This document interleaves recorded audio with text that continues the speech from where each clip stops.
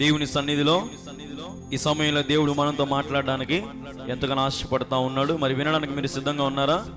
హల్లెలూయా. ఇక్కడ మనం అంతా ఈ కథ అంతా చదివినాం. దగ్గర 42 వచనాలు మనం చదివినాం. ఇక్కడ జరిగినటువంటి సంభాషణ, ఇక్కడ జరిగినటువంటి సారాంశం అంతా మనం గమనిస్తే ఇక్కడ ఒక సమరయ స్త్రీ గురించి మనం ప్రత్యేకంగా చూస్తా ఉన్నాం. సమరయ స్త్రీ చదివితే 4వ అధ్యాయంలోంచి మనం చదివితే కొన్ని వచనాలు, ఆయన సమరయ మార్గం వెళ్ళవలసి వచ్చేను గనుక 5వ వచనం, యాకోబు తన కుమారుని యోసేపుకి ఇచ్చిన భూమి దగ్గరున్న సమరిలో సుకారును ఒక ఊరికి వచ్చెను. అక్కడ యాకోబు బావి ఉండెను గనుక యేసు ప్రయాణం వలన అలసి ఉన్న రీతినే ఆ బావి యొద్ద కూర్చుండెను. అప్పటికి ఇంచుమించు 12 గంటలు అయిందంట. గమనించండి, యేసుక్రీస్తు ప్రభువారు సమరయ అనే ఒక ప్రాంతానికి, ఆ ఊరి పేరుకు రాసినటువంటి బాగా ఏం ఊరు అంటది? సమరయలోని సుకారాను. ఏమందంట ఊరు పేరు? సుకారాను అనే ఒక ఊరి దగ్గరికి యేసుక్రీస్తు ప్రభువారు వచ్చారు. ప్రయాణం ఎంత దూరం వచ్చినారు, అలసిపోయినారు. మధ్యాహ్నం 12 గంటలు అయింది. అలసిపోయి యాకోబు తన కుమారుని యోసేపుకి ఇచ్చిన భూమి దగ్గరున్న ఆ యాకోబు బావి దగ్గర యేసుక్రీస్తు ప్రభువారు కూర్చొని ఉన్నారు. ఇక్కడ పిట్ట మధ్యాహ్నం 12 గంటలకు యేసుక్రీస్తు ప్రభువారు అక్కడికి వచ్చారు. అక్కడ కూర్చొని ఉన్నారు. నీళ్లు చేదుకోవడానికి ఆ సమరయ స్త్రీ వచ్చిందంట. అప్పుడు యేసు ప్రభు ఆమె నీళ్లు చేదుకుంటా ఉంది. యేసు ప్రభు ఆమె దిక్కు చూసి, అమ్మా నాకు నీళ్లు దాహం అవుతానే, నాకు నీళ్ళు ఇస్తావా అని అడిగాడు యేసుక్రీస్తు ప్రభువారు. ఇప్పుడు ఒకవేళ నేను ఎవరన్నా, అమ్మ నాకు ఆకలి వేస్తుంది, ఒక ముద్ద అన్నం పెట్టంటే మనం పెడతామా పెట్టమా? అమ్మ నాకు కొంచెం నీళ్లు దాహం అవుతున్నాయి, నీళ్ళు ఇమ్మంటే మనము ఇస్తామా ఇవ్వమా? ఇస్తాం. అలాగే ఇక్కడ సమరయ స్త్రీని యేసుక్రీస్తు ప్రభువారు అడుగుతా ఉన్నారు. ఏమని?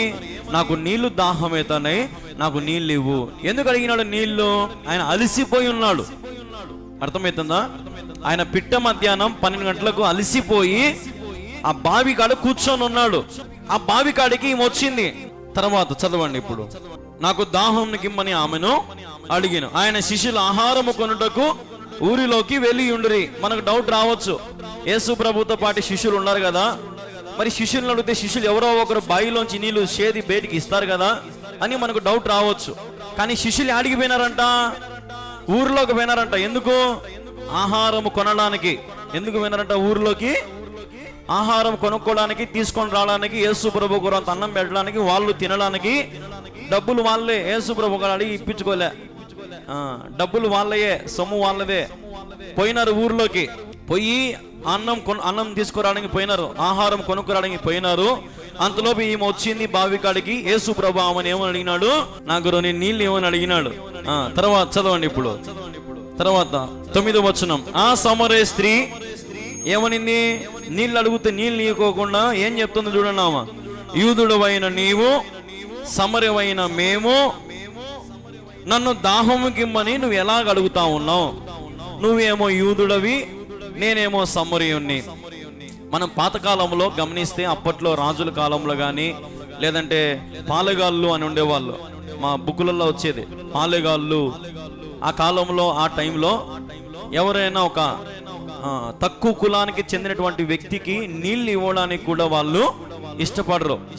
ఒకవేళ నీళ్లు తాగినా కానీ ఆ గలాసు వాళ్ళే కడిగి మళ్ళీ ఆ గలాసు వాళ్ళ పక్కన పెట్టుకోవాల కదా. కులాలు ఇక్కడ అదే గమనిస్తా ఉన్నాం. ఈ సమరయ స్త్రీ ఒక వ్యక్తి నీళ్లకు దాహం అని అడుగుతా ఉంటే, ఇప్పుడు ఆడు యేసు ప్రభుని ఆమెకు తెలియదు. వాస్తవం చెప్పాలంటే యేసు ప్రభుని ఆమెకు తెలియదు. తెలిసింటే అటు చేసేది కాదేమో, కానీ ఆమెకు తెలియదు. కాబట్టి యేసు ప్రభు అని అడిగినాడు, అమ్మా నాకు నీళ్ళు ఇయ్యని. ఇయ్యచ్చా ఇవ్వకూడదా? ఇయ్యచ్చు. కానీ ఏమనింది? నువ్వు యూదుడవు, నేను సమరయ స్త్రీని, అసలు నన్ను ఎట్ట అడుగుతున్నావు అని అనింది. తర్వాత ఏం జరిగింది? ఆయనతో చెప్పాను, ఏలయనగా యూదులు సమరయలో సాంగత్యము చేయరు. అందుకు యేసు, ఇప్పుడు యేసు ఏమంటున్నాడంట ఆమె అనే మాటకి? ఏమనిందామా? మీరు యూదులు, మేము సమరయులం అనింది. అప్పుడు యేసు ప్రభు అంటున్నాడు, నీవు దేవుని వరమును. చాలు. ఆమెను ఏమంటున్నాడు? నీవు. ఇప్పుడు పిట్ట మధ్యాహ్నం 12 గంటలకు ఆ బావి కాడికి ఎందుకు వచ్చింది ఆమె? యేసు ప్రభుకి నీళ్ళు ఇవ్వడానికి దేవుడు పెట్టినాడు ఆమెని. కానీ నీళ్ళు ఇవ్వకుండా అతి ప్రసంగం చేస్తుంది అనమాట. అందుకు దేవుడు నువ్వు దేవుని వరము. తర్వాత నీవు దేవుని వరము. చదువు, ఇప్పుడు చదువు నెక్స్ట్. నాకు దాహమునికిమ్మని నిన్ను అడుగుచున్నవాడెవడో అది ఎరిగి ఉంటే నీవు ఆయనను అడుగుదువు, ఆయన నీకు జీవజలమిచ్చునని ఆమెతో చెప్పెను. నేను ఎవరో నీకు తెలిస్తే నువ్వే నన్ను అడుగుతావు. ఏమని? నాకు సహాయం చేయి, నాకు దాహంని, నాకు మేలు చేయి, నాకు అద్భుతాలు చేయి, నా కుటుంబాన్ని నేను ఎవరు నీకు తెలియదు కాబట్టి నువ్వు ఎట్టబడితే అట్లా మాడుతూ ఉండవు సమరయ స్త్రీ. తర్వాత యేసుప్రభు ఆ మాట అన్న తర్వాత ఏం జరిగింది? ఇప్పుడు అప్పుడు ఆ స్త్రీ ఇప్పుడు ఆమంటుంది మళ్ళా, ఇప్పుడన్నా బుద్ధి జ్ఞానం వెలగలే అంటే ముందర ఉండేటువంటి వ్యక్తి గొప్పవాడు, దేవుడు అని ఆమెకు అర్థం కాలే. మళ్ళా ఇంకొక మాట, ఇప్పుడు ఇది రెండోసారి ఎదురు చెప్పడం. ఏం చెప్తుంది రెండోసారి ఎదురు చెప్పడము? అయ్యా, ఈ బావి లోతైనది, చేదుకొనుటకు నీకేమీ లేదే, ఆ జీవజలము ఎలాగో నీకు దొరుకును? తానును తన కుమారులను పశువులను ఈ బావి నీళ్లు త్రాగి మాకిచ్చిన మన తండ్రి అయిన యాకోబు కంటే నీవు గొప్పవాళ్ళవా? ఏమనింది? నీ కాడ చేదుకో నీకు ఏమి లేవే, నువ్వు జీవజలం ఇచ్చా అంటున్నావే.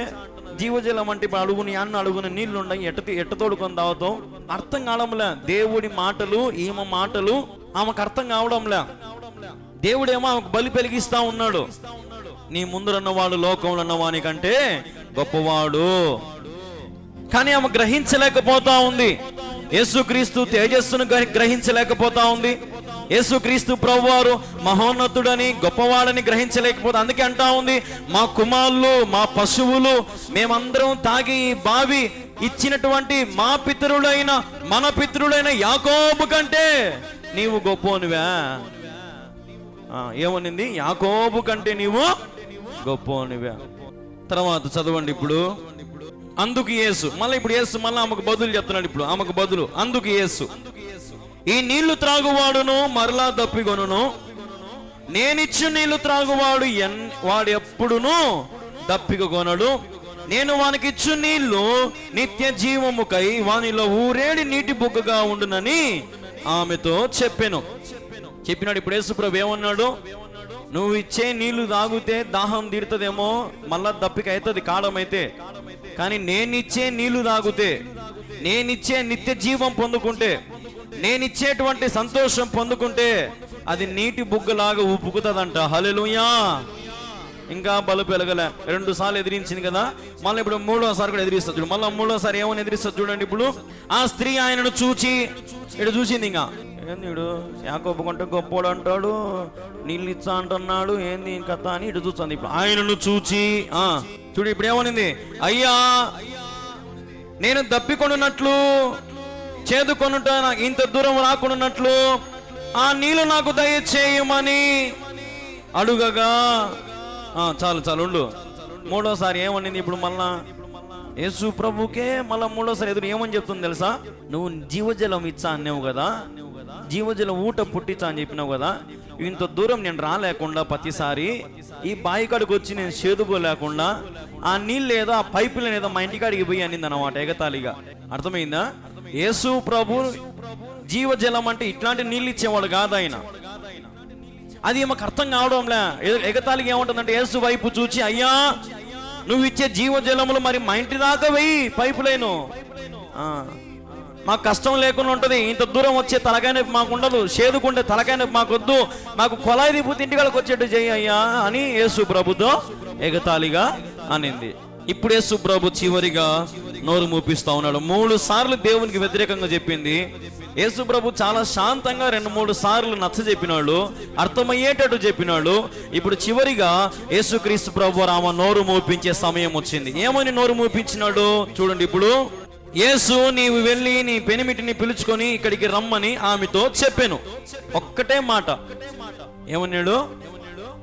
నువ్వు పోయి నీ మొగుడిని పిలుచుకొని రాప ముందు ఇడికి, నీ పెనిమిటిని పిలుచుకొని రాప ఇడికి అన్నాడు.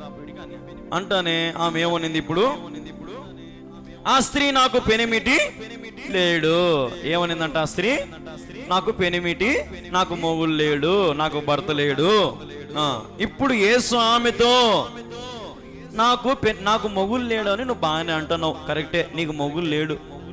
నీకు ఇంతవరకు 5 మందితో సంసారం చేసినావు, 5 మంది నీకు మొగుళ్ళు ఉన్నారు, ఇప్పుడు ఉండేవాడు నీ మొగుడు కాదు, మొత్తం నీకు 6 మంది ఉన్నారు అని అనేసినాడు. ఒకటే మాట ఓపెన్గా చెప్పేసినాడు. ఆ మాట అదే ఆ మాట చదవండి ఒకసారి. ఆ మాట, నీకు 5 పెనిమిటిలుండరి, ఇప్పుడున్నవాడు నీ పెనిమిటి కాడు.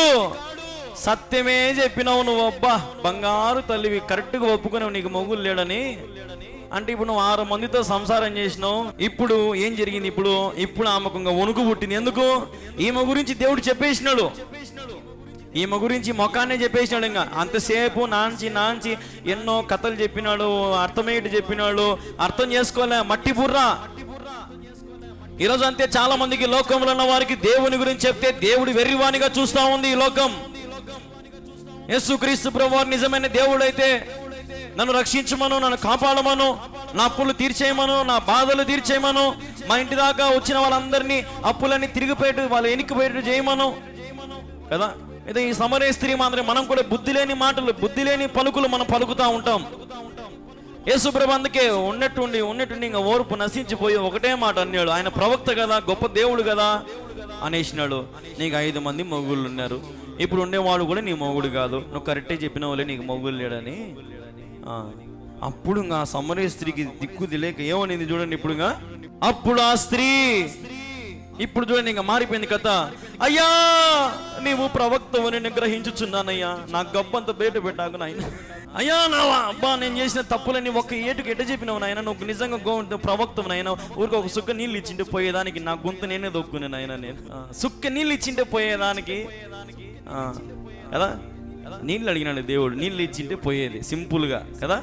నీళ్ళు ఇవ్వకుండా 3 సార్లు ఎదురు చెప్పి, 3 సార్లు ఏది పడితే అది మాట్లాడి, దేవుడు చెప్పి ఏమో మాట్లాడి, నువ్వు ఇంటికాడికి పైపులేని పోయి, నేను చదువు లేకుండా, నేను తోడుకోలేకుండా, ఇవన్నీ అతి మాటలు ఎందుకు?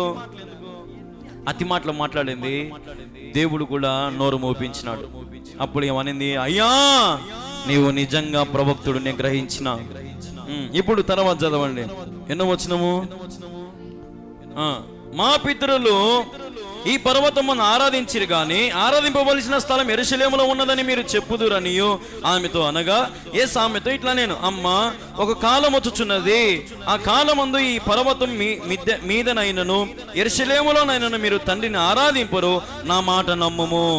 టాపిక్ డైవర్ట్ చేస్తుంది అన్నమాట. ఇప్పుడు గబ్బు బయటేసాల కల్లా టాపిక్ డైవర్ట్. టాపిక్ డైవర్ట్ చేస్తుంది.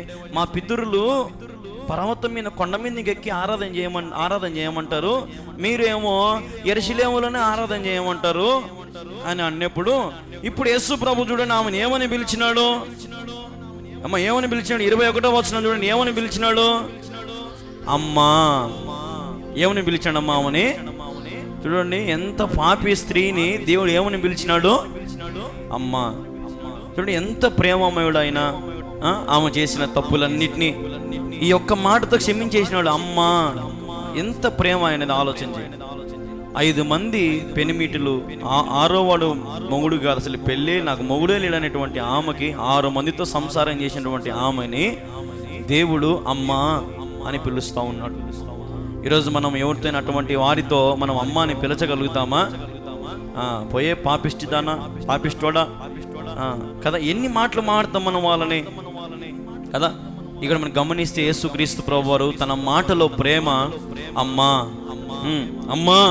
ఒక కాలం వచ్చుచున్నది, ఒక కాలం వస్తుందమ్మా. ఆ కాలం వచ్చినప్పుడు పర్వతం మీద దేవుని ఆరాధించారంట, యెరూషలేములో కూడా దేవుణ్ణి ఆరాధించారంట. ఇప్పుడు మీరు మీకు తెలియని దాన్ని ఆరాధించువారు, మేము మాకు తెలిసిన దాన్ని ఆరాధించువారము, రక్షణ యూదియాలో నుండి కలుగుచున్నది. అయితే యథార్థముగా ఆరాధించువారు, యథార్థంగా ఆరాధించేవానికి, గమనించండి, యథార్థంగా ఆరాధించేవానికి కొండ ప్రార్థన లేదంటే ఇంక వేరే ప్రార్థనలో, కుటుంబం ఇంట్లో ప్రార్థన చేసుకునే ఇన్ని అన్నిటికంటే యథార్థంగా నువ్వు ఎక్కడ నిలబడి ఎక్కడ యథార్థంగా నువ్వు ప్రార్థన చేసుకుంటే ఆత్మతో సత్యముతో తండ్రిని ఆరాధించు కాలము వచ్చుచున్నది. అది ఇప్పుడును వచ్చి ఉన్నది. తనను ఆరాధించు వారు అట్టివారే కావలెనని ఎవరు కోరుకుంటున్నారంట? తండ్రి అంటే ఎవరు? యెహోవా దేవుడు. ఎవరు తండ్రి అంటే? యెహోవా దేవుడు ఏం కోరుకుంటున్నాడంట? ఏం కోరుకుంటున్నాడంట? నువ్వు ఆరాధించేటప్పుడంట ఆత్మతో సత్యముతో ఆరాధించాలంట.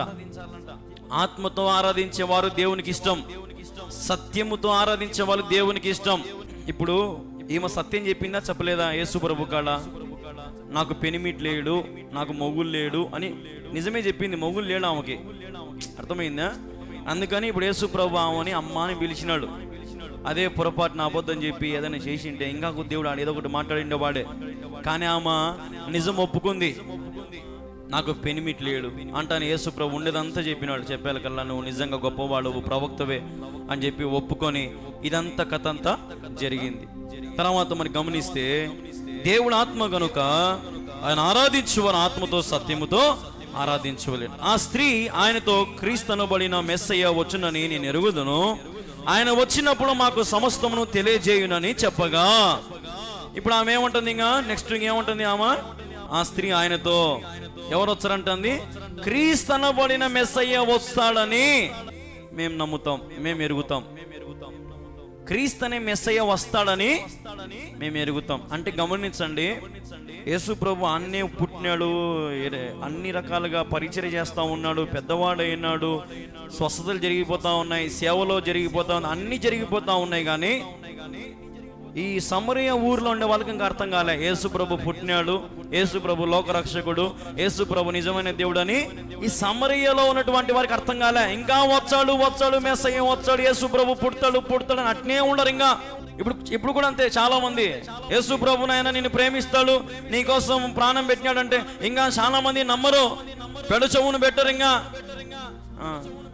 ఇంకా పెడు చెవును పెడతారు చాలా మంది, యేసు ప్రభుని అంగీకరించారు ఇప్పటికీ. ఈ సమరయ స్త్రీ అదే అంటా ఉంది. ఏమంటా ఉంది? నేను ఎరుగుదును, ఆయన వచ్చినప్పుడు మాకు సమస్తమును తెలియచేయునని చెప్పగా, యేసుక్రీస్తు ప్రభువు మెస్సయ్య వస్తాడు, ఆయన వచ్చినప్పుడు మాకు అన్నీ చెప్తాడు. అప్పుడు యేసు ప్రభు అన్న మాట చూడండి. ఇప్పుడు యేసు నీతో యేసు అంటున్న మాట, నీతో మాట్లాడుచున్న నేనే ఏమని చెప్పినాడమ్మా? సమరయ స్త్రీ, నీతో మాట్లాడేవాడిని నేనే మెస్సయ్యను, నేనే యేసయ్యను. గడగడ వణిగిపోయింది, ఇంకా కాళ్ళు చేతులన్నీ వణిగిపోయినాయి. ఓయమ్మా, దేవుని తెలిసేపు నేను మాట్లాడినా తల్లి ఓయమ్మా అని ఏం చేసిందంట చూడండి. ఇప్పుడు ఇంతలో ఆయన శిష్యులు వచ్చి ఆయన స్త్రీతో మాట్లాడడం చూచి ఆశ్చర్యపడి, గాని నీకేమి కావాలని అయినను ఈమెతో ఎందుకు మాట్లాడుచున్నావు అని అయినను ఎవడును అడగలేదు. ఆ స్త్రీ తన కుండను విడిచిపెట్టి ఊరిలోకి వెళ్ళి, చాలు ఒక నిమిషం, యేసు ప్రభు ఆమెతో మాట్లాడుతున్నాడు. ఏమని? నేనే యేసు ప్రభుని, నేనే మెస్సయ్యను, నేనే అని ఆమెతో చెప్పినప్పుడు అప్పుడే ఊరికి దేనికి పోయినారు? శిష్యులందరూ ఆహారం తీసుకొని రావడానికి పోయినారు కదా. వాళ్ళు వచ్చినారు.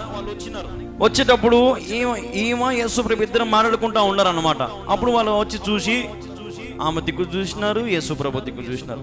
కానీ ఒక్క శిష్యుడు కూడా ఏం అడగలేదంట, ఆమెతో ఎందుకు మాట్లాడుతున్నావు యేసు ప్రభు అని అడగలేదంట. ఆశ్చర్యపడతా ఉన్నారంట. ఉల్టా శిష్యులు ఏమడుతున్నారంట, యేసు ప్రభు ఏంది అంత గలీజు సమరయ స్త్రీతో మాట్లాడడం ఏంది అని వాళ్ళు ఆశ్చర్యపోతున్నారంట. ఏంది మేము ఇట్లా ఊర్లోకి పోయి వచ్చేకల్లా యేసు ప్రభు ఏమితో మాట్లాడుతున్నాడే. పొరపాటున మనమైతే ఏం పని ఉందో కళ్యాణ్ బాబుకు ఆమెతో ఎందుకు మాడుతున్నాడో మనమైతే కదా ఎన్ని పెడతాము ఆ గ్యాప్లో, ఎన్ని లొడబెట్టి ఎన్ని పుల్లలు పెట్టింటామో నాకు ఈనాడు ఆమె చేసి ఇవన్నీ మనకు జరుగుతాయి. మనమైతే ఎవరన్నా ఏదైనా చెబితే టక్కున నమ్మేస్తాం మనం కదా. ఇక్కడ శిష్యులు ఎవ్వరు కూడా యేసు ప్రభువుని అడిగారా? చెప్పండి అమ్మ, అడిగారా? యేసు ప్రభు నువ్వు ఎందుకు ఆమెతో మాట్లాడినావు? యేసు ప్రభు నువ్వు ఎందుకు ఆమెతో అంత బాగా నవ్వుతా మాట్లాడినావు? ఏంది ఆమెను అమ్మ అంటున్నావు? అన్ని వీళ్ళు ఇన్ని కూడా ఏమైనా అడిగినారా? ఏం అడగల, మౌనంగా ఉన్నారు. నమ్మకం యేసుక్రీస్తు ప్రభు అంటే. యేసుక్రీస్తు ప్రభు అంటే ఒక యథార్థవంతుడు, ఏ పాపము చేయనివాడు, ఆలోచనలు కూడా పాపము చేయనివాడు మన దేవుడు. అట్లాంటి శిష్యులు యేసు ప్రభుని సమరయ స్త్రీతో మాట్లాడుతూ ఉన్నా కానీ శిష్యులు ఆశ్చర్యపడినారే కానీ యేసు ప్రభుని తప్పుగా అనుకోలేదు. తర్వాత ఏం జరిగింది చూడండి. ఇప్పుడు ఆమె ఏం చేసిందంట?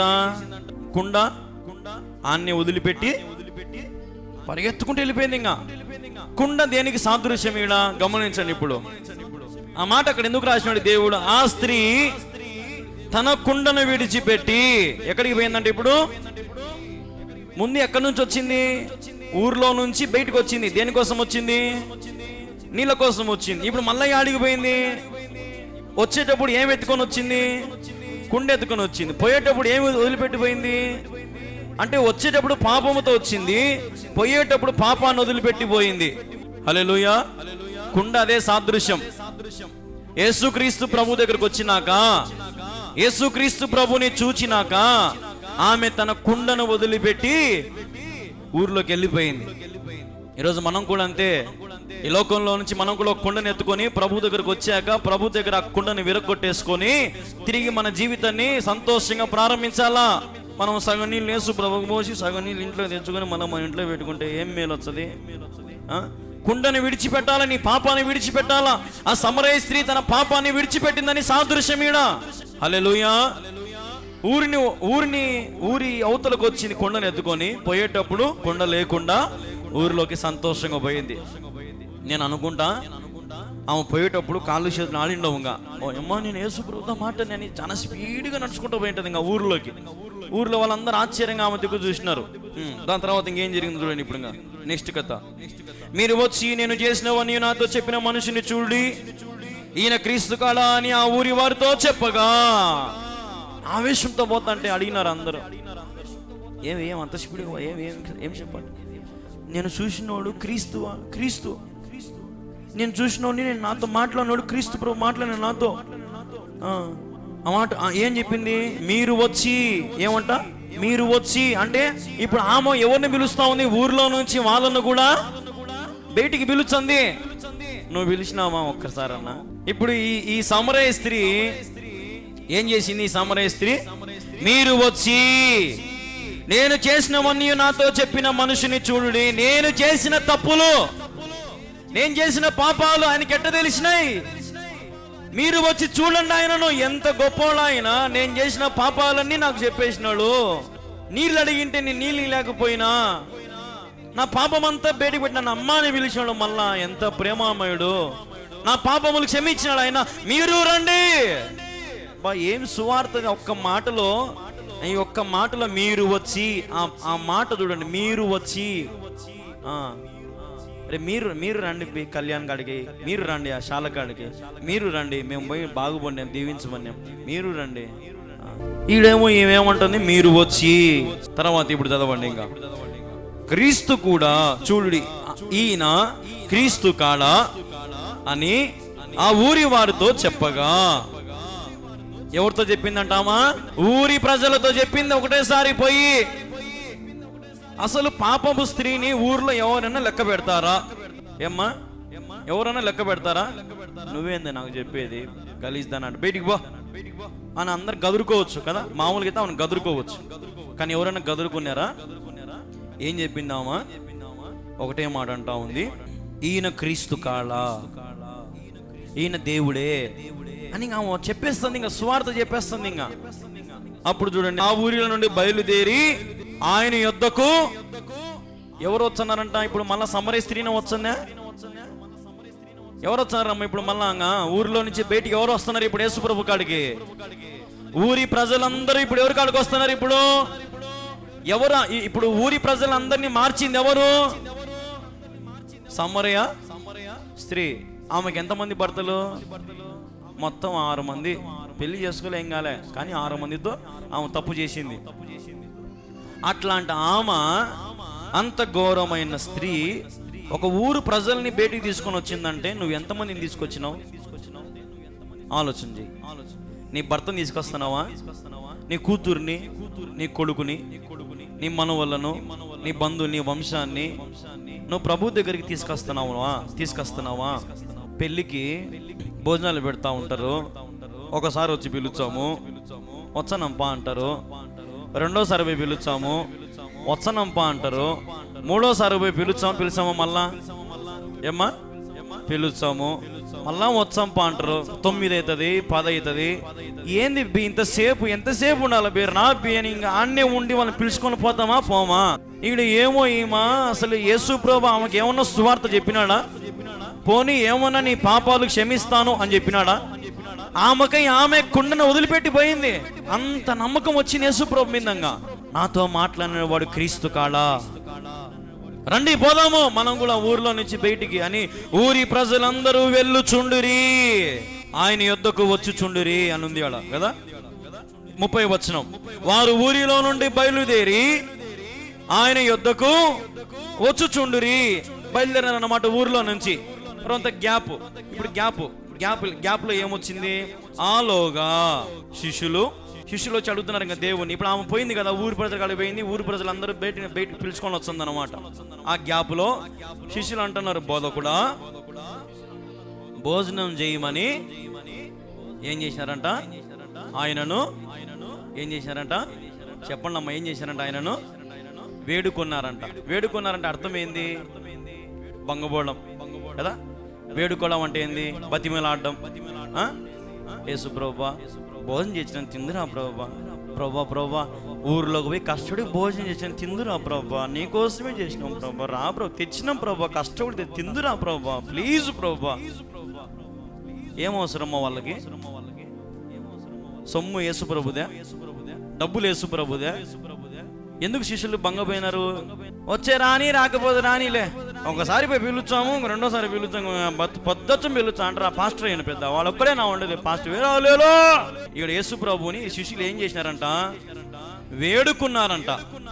నువ్వు తింటే మాకు దీవెన, నువ్వు మా ఇంటికి వచ్చి ప్రార్థన చేస్తే మాకు దీవెన, నువ్వు మా ఇంటికి వచ్చి కాళ్ళు మోపి నీతిమంతుని కాళ్ళు మా ఇంట్లో మోపితే మాకు సమాధానం కలిగితే ప్రార్థన చేయి, మేలుకోలు అని వేడుకోవాలంట.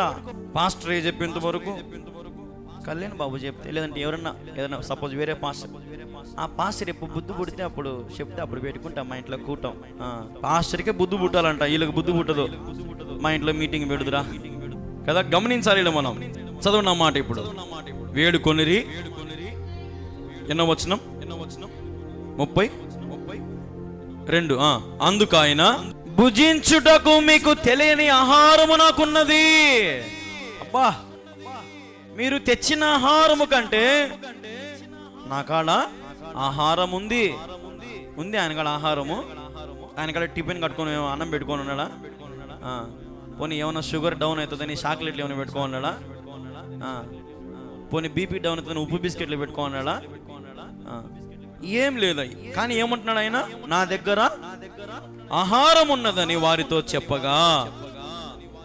ఇప్పుడు శిష్యులు ఆయన భుజించుటకు ఎవడైనాను నేనేమైనాను తెచ్చనేమో అని ఒకనితో ఒకడు చెప్పుకొనిరి.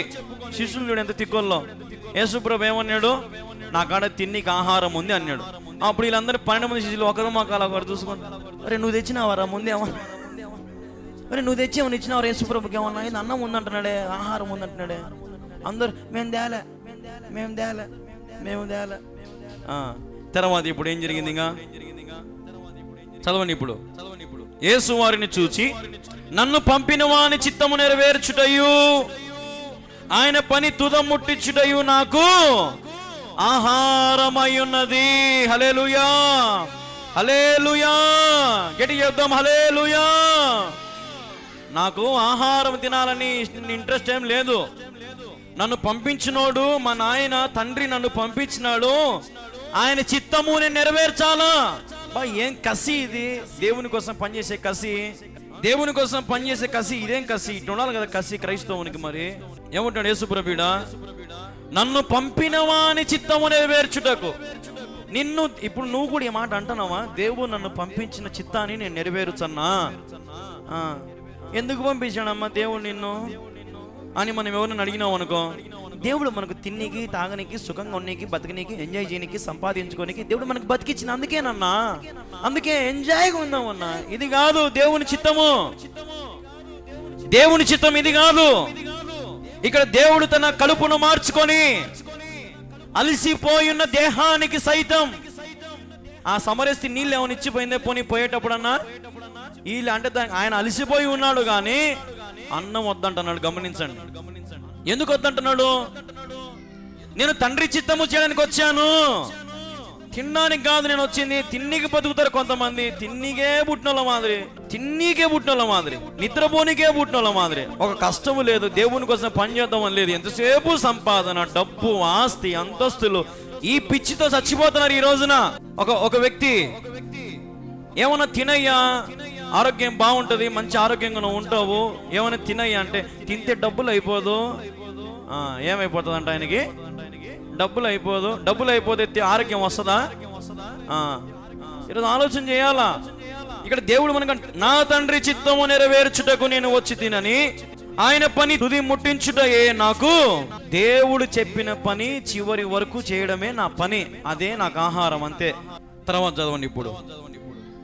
ఇక 4 నెలలైన తర్వాత కోతకాలం వచ్చిందని మీరు చెప్పుదురు కదా. ఇదిగో మీ కనులెత్తి పొలములను చూడుడి, అవి ఇప్పుడే తెల్లబారి కోతకు వచ్చి ఉన్నవని మీతో చెప్పుచున్నాను.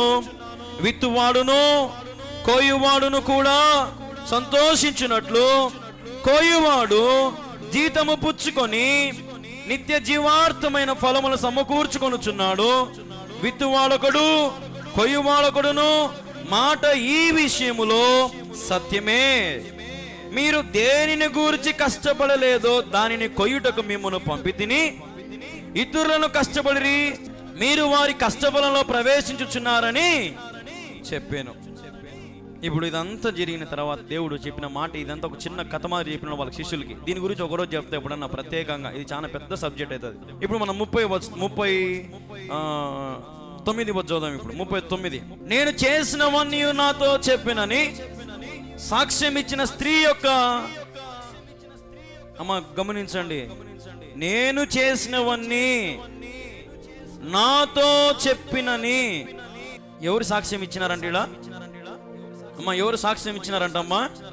స్త్రీ. ఎవరు ఆ స్త్రీ? సమరయ స్త్రీ. ఎవరు ఆ స్త్రీ? సమరయ స్త్రీ. చదవండి ఇప్పుడు. ఆమె చెప్పిన మాటను బట్టంట. గమనించండి, ఇప్పుడు అంత గలీజ్ ఆమెకు మాట ఎవరైనా నమ్ముతారా? ఆమె మాట ఎవరైనా వింటారా? కానీ ఇప్పుడు ఊరి ప్రజలందరూ కూడా ఆమె మాటను బట్టి ఆ ఊరిలోని సమరయులలో అనేకులు ఆయన యందు విశ్వాసముంచిరి. అనేక మంది అంట, కొద్ది మంది కాదంట. ఎంతమంది అంట? అనేక మంది ఆమెను చూసి ఆమె మాటను బట్టి యేసుక్రీస్తు వైపు విశ్వాసం ఉంచినారంట. అంటే గమనించండి, ఇప్పుడు ఒకప్పుడు ఆమె బతుకు చాలా గలీజ్ బతుకు, కానీ ఇప్పుడు ఆమె బతుకు దేవుడు మార్చేసినాడు. క్రీస్తుతో మాట్లాడిందామా, క్రీస్తుతో సమయం గడిపిందామా, క్రీస్తుతో రోజుసేపు అనేకమైన సన్నివేశాల గురించి మాట్లాడుకున్నారు ఇద్దరు. క్రీస్తు ప్రేమను పొందుకుంది, ఊరిలోకి వచ్చింది. ఆమె మాటను బట్టి, ఆమె జీవితాన్ని మార్చుకునే విధానం బట్టి, ఆమె రీతిని బట్టి ఊరి ప్రజల్లో వాళ్ళు కొంతమంది, అనేక మంది యేసు క్రీస్తు వైపు ఏం ఉంచినారంట? వాళ్ళు విశ్వాసం ఉంచినారంట. ఆమె ఏమో ఊరు వాళ్ళందరికీ చెప్పింది, చెప్పడమేమో, కానీ ఎంతమంది విశ్వాసం ఉంచినారంట? అనేకులు. అంటే ఇంకా కొంతమంది పెండింగ్ ఉండరు, కొంతమంది నమ్మరు ఇంకా యేసు ప్రభుని. మనం ఎంత చెప్పినా ఎన్ని చేసినా వాళ్ళ బ్రతుకులంతే. అదే పాపిష్టి లోకంలో అట్నే బతుకుతూ ఉంటారు, అదే వాళ్ళకు నచ్చుతుంది. పందికి బుడద ఎట్ట నచ్చుతుందో ఈరోజు మనుషులకు చాలా మంది పాపం అట్లే నచ్చుతా ఉంది. బయటికి రాలేకున్నాడు, దాన్ని కడుక్కోలేకున్నాడు, పాపాన్ని, ఆ మలినాన్ని, ఆ రక్తాన్ని తుడుచుకోలేకపోతా ఉన్నాడు. ఈరోజు ఈ లోకంలో కలిసిపోయి ఈ లోకంలో ఇష్టానుసరైన జీవితం జీవిస్తూ ఉన్నాడు. కానీ ఇక్కడ ఆమె మాటను బట్టి అనేకులు ఆయన యందు విశ్వాసం ఉంచి. 40వ వచనం ఇప్పుడు. ఆ సమరయులు ఆయన యొద్దకు వచ్చినారంటంగా. ఊరిలో నుంచి ఎక్కడికి వచ్చారు ఇప్పుడు? వాళ్ళు బయటికి వచ్చినారు. బయటికి వచ్చి ఏమంటా ఉన్నారు యేసు ప్రభుతో? చెప్పండి అందరూ ఇప్పుడు. యేసు ప్రభుతో ఏమంటా ఉన్నారు? మా యొద్ద ఉండమని ఆయనను వేడుకోరి గనుక ఆయన అక్కడ ఎన్ని దినాలు ఉన్నాడంట? వాళ్ళ ఊర్లో ఎన్ని దినాలు ఉన్నాడంటమ్మా? 2 రోజులు ఉన్నాడంట. గమనించండి ఇప్పుడు.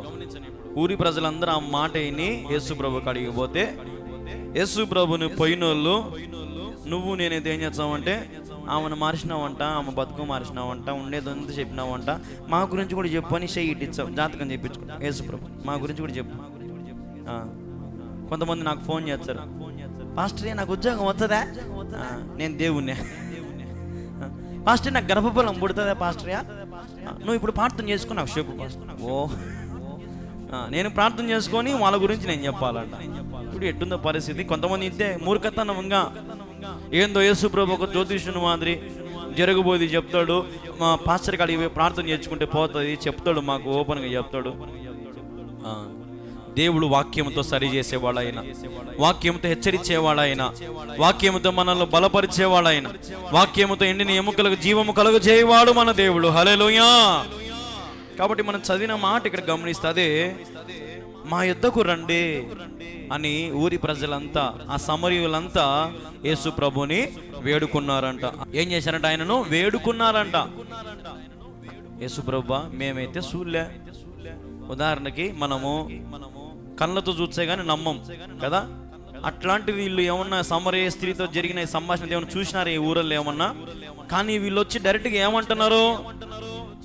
నేను వేడుకుంటున్నాము, మా ఊరికి రా, మా ఊర్లో ఉండు అంటే. ఇప్పుడు యేసు ప్రభు ఎన్ని రోజులు ఉంటా అని చెప్పినాడు? 2 రోజులు ఉన్నాడు వాళ్ళ ఊర్లో. 2 రోజులు ఖాళీగా ఉండింటాడు ఆయన.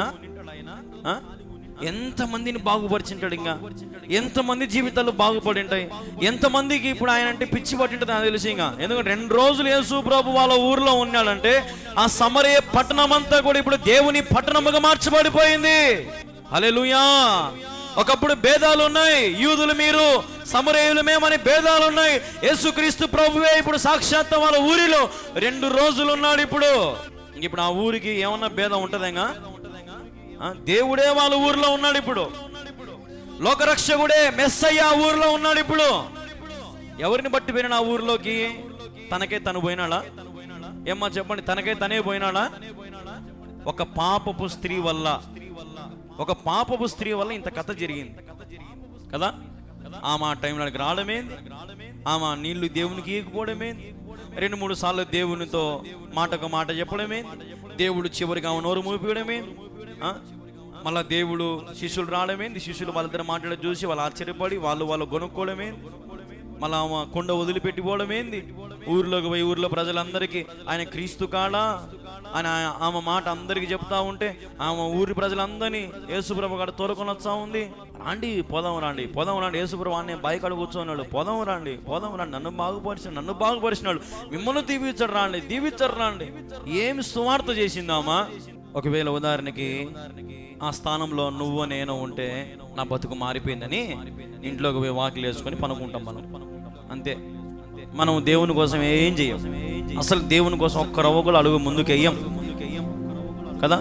మనకు ఈ లోకంలో నిజంగా మీకు చెప్తాను, మీకు అర్థం కాదు కానీ ఇప్పుడు జరిగే పరిస్థితి ఒకానొక రోజున మీకే అర్థమవుతుంది. మనం ఎంత తప్పు చేసినామో, ఎంత ఈ లోకాన్ని ప్రేమించినామో, ఎంత ఈ లోకం మనం అంత పూసుకుంటా ఉన్నామో మీకు ఇప్పుడు అర్థం కాదు. ఒకానొక సమయంలో మీకు అర్థం. ఎప్పుడు ఆ ధనవంతుడు నరకంలో పోయి పన్నాడు కదా. నరకంలో పడినప్పుడు ఏమన్నాడు? నేను తెలుసో తెలియక అనేక తప్పులు చేసిన, నరకంలో పడి ఏగిపోతా ఉండ, ఇప్పుడు కనీసం నా తమ్ములనన్నా కాపాడు కదా. అంత స్థితి మనం తెచ్చుకోవద్దు.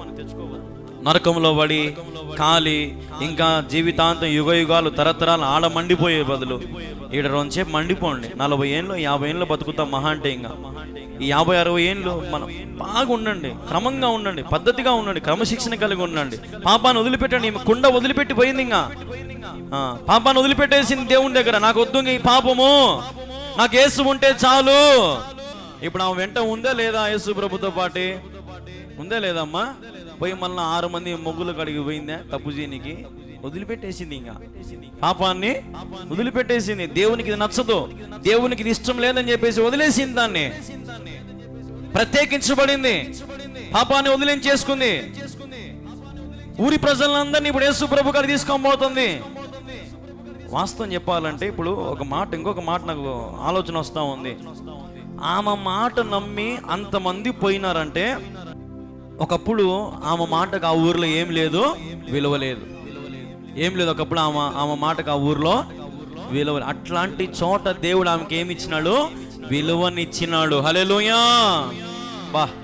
చూడండి, ఒకప్పుడు ఉదాహరణకి ఆమెను చూసిన వాళ్ళంతా ఈమెతో పాపం చేయాలరా, ఈమెతో సంసారం చేయాలి అని అందరూ అనుకుంటారు. చాలామంది ఆమెతో ఎంతోమంది తప్పులు చేసే ఉంటారు, ఎన్నో రకాలుగా జరిగిపోయి ఉంటాయి.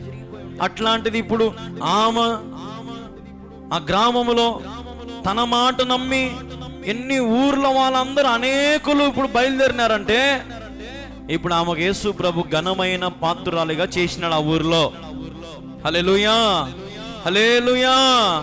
తను ఒకప్పుడు పాపాన్ని ప్రేమించింది, పాపానికి దాసత్వం అయింది. ఒకరి భర్తను మార్చి 6 మందితో ఆమె సంసారం చేసింది. కానీ ఊరి ప్రజలందరూ ఆమెను చూసి ఏంద్ర ఏమో వేశ్య, ఏమో వ్యభిచారి, దొంగదని అందరూ ఆమెను పక్కన పెట్టేసింటారు. ఆమె మాట లెక్క ఉండదు. ఉల్టా పడితే ఆమెను తిట్టింటారు, కొట్టింటారు. ఏమే నీకు పోయే కాలం వచ్చింది అట్లా ఇట్లనే అందరు తిట్టి పెట్టి ఏదో ఒకటి చేసింటారు. అట్లాంటిది ఊర్లో బయట నుంచి ఊర్లోకి వచ్చేటప్పుడే ఆమెతో జరిగిన కథ అంతా కూడా ప్రతి ఒక్కరికి చెప్పుకుంటా ఊరు అవతలకు పోయింది. ఇంకా మళ్ళా అందరు నా వాళ్ళ నుంచి తోలుకుంటా మళ్ళీ ఇటు వచ్చింది. ఏం కథ అది, ఏం స్పందన అది, ఎంత కష్టపడింది యేసుప్రభు కోసం. ఊరి ప్రజలని యేసుప్రభు కాడికి తోలుకొని పోయిందంటే ఆమెకి ఎంత పవర్ ఇచ్చినాడు దేవుడు.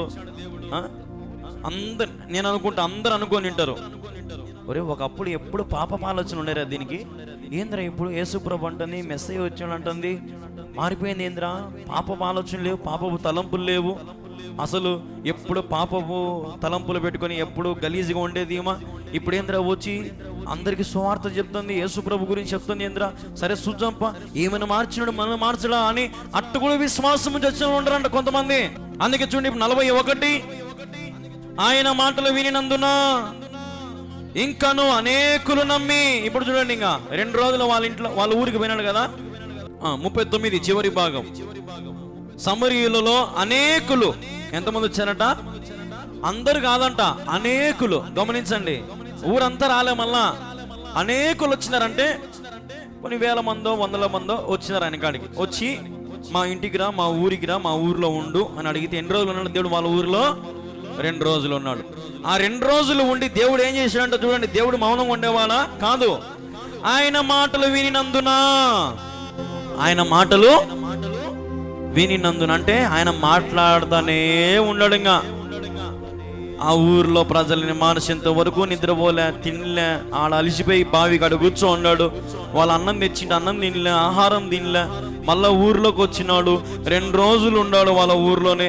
తిండి మీదకి ధ్యాస పోలే, నీళ్ళ మీదకి ధ్యాస పోలే, మాట్లాడుతానే ఉన్నాడు, చెబుతానే ఉన్నాడు పరలోక రాజ్యం గురించి, దేవుని గురించి.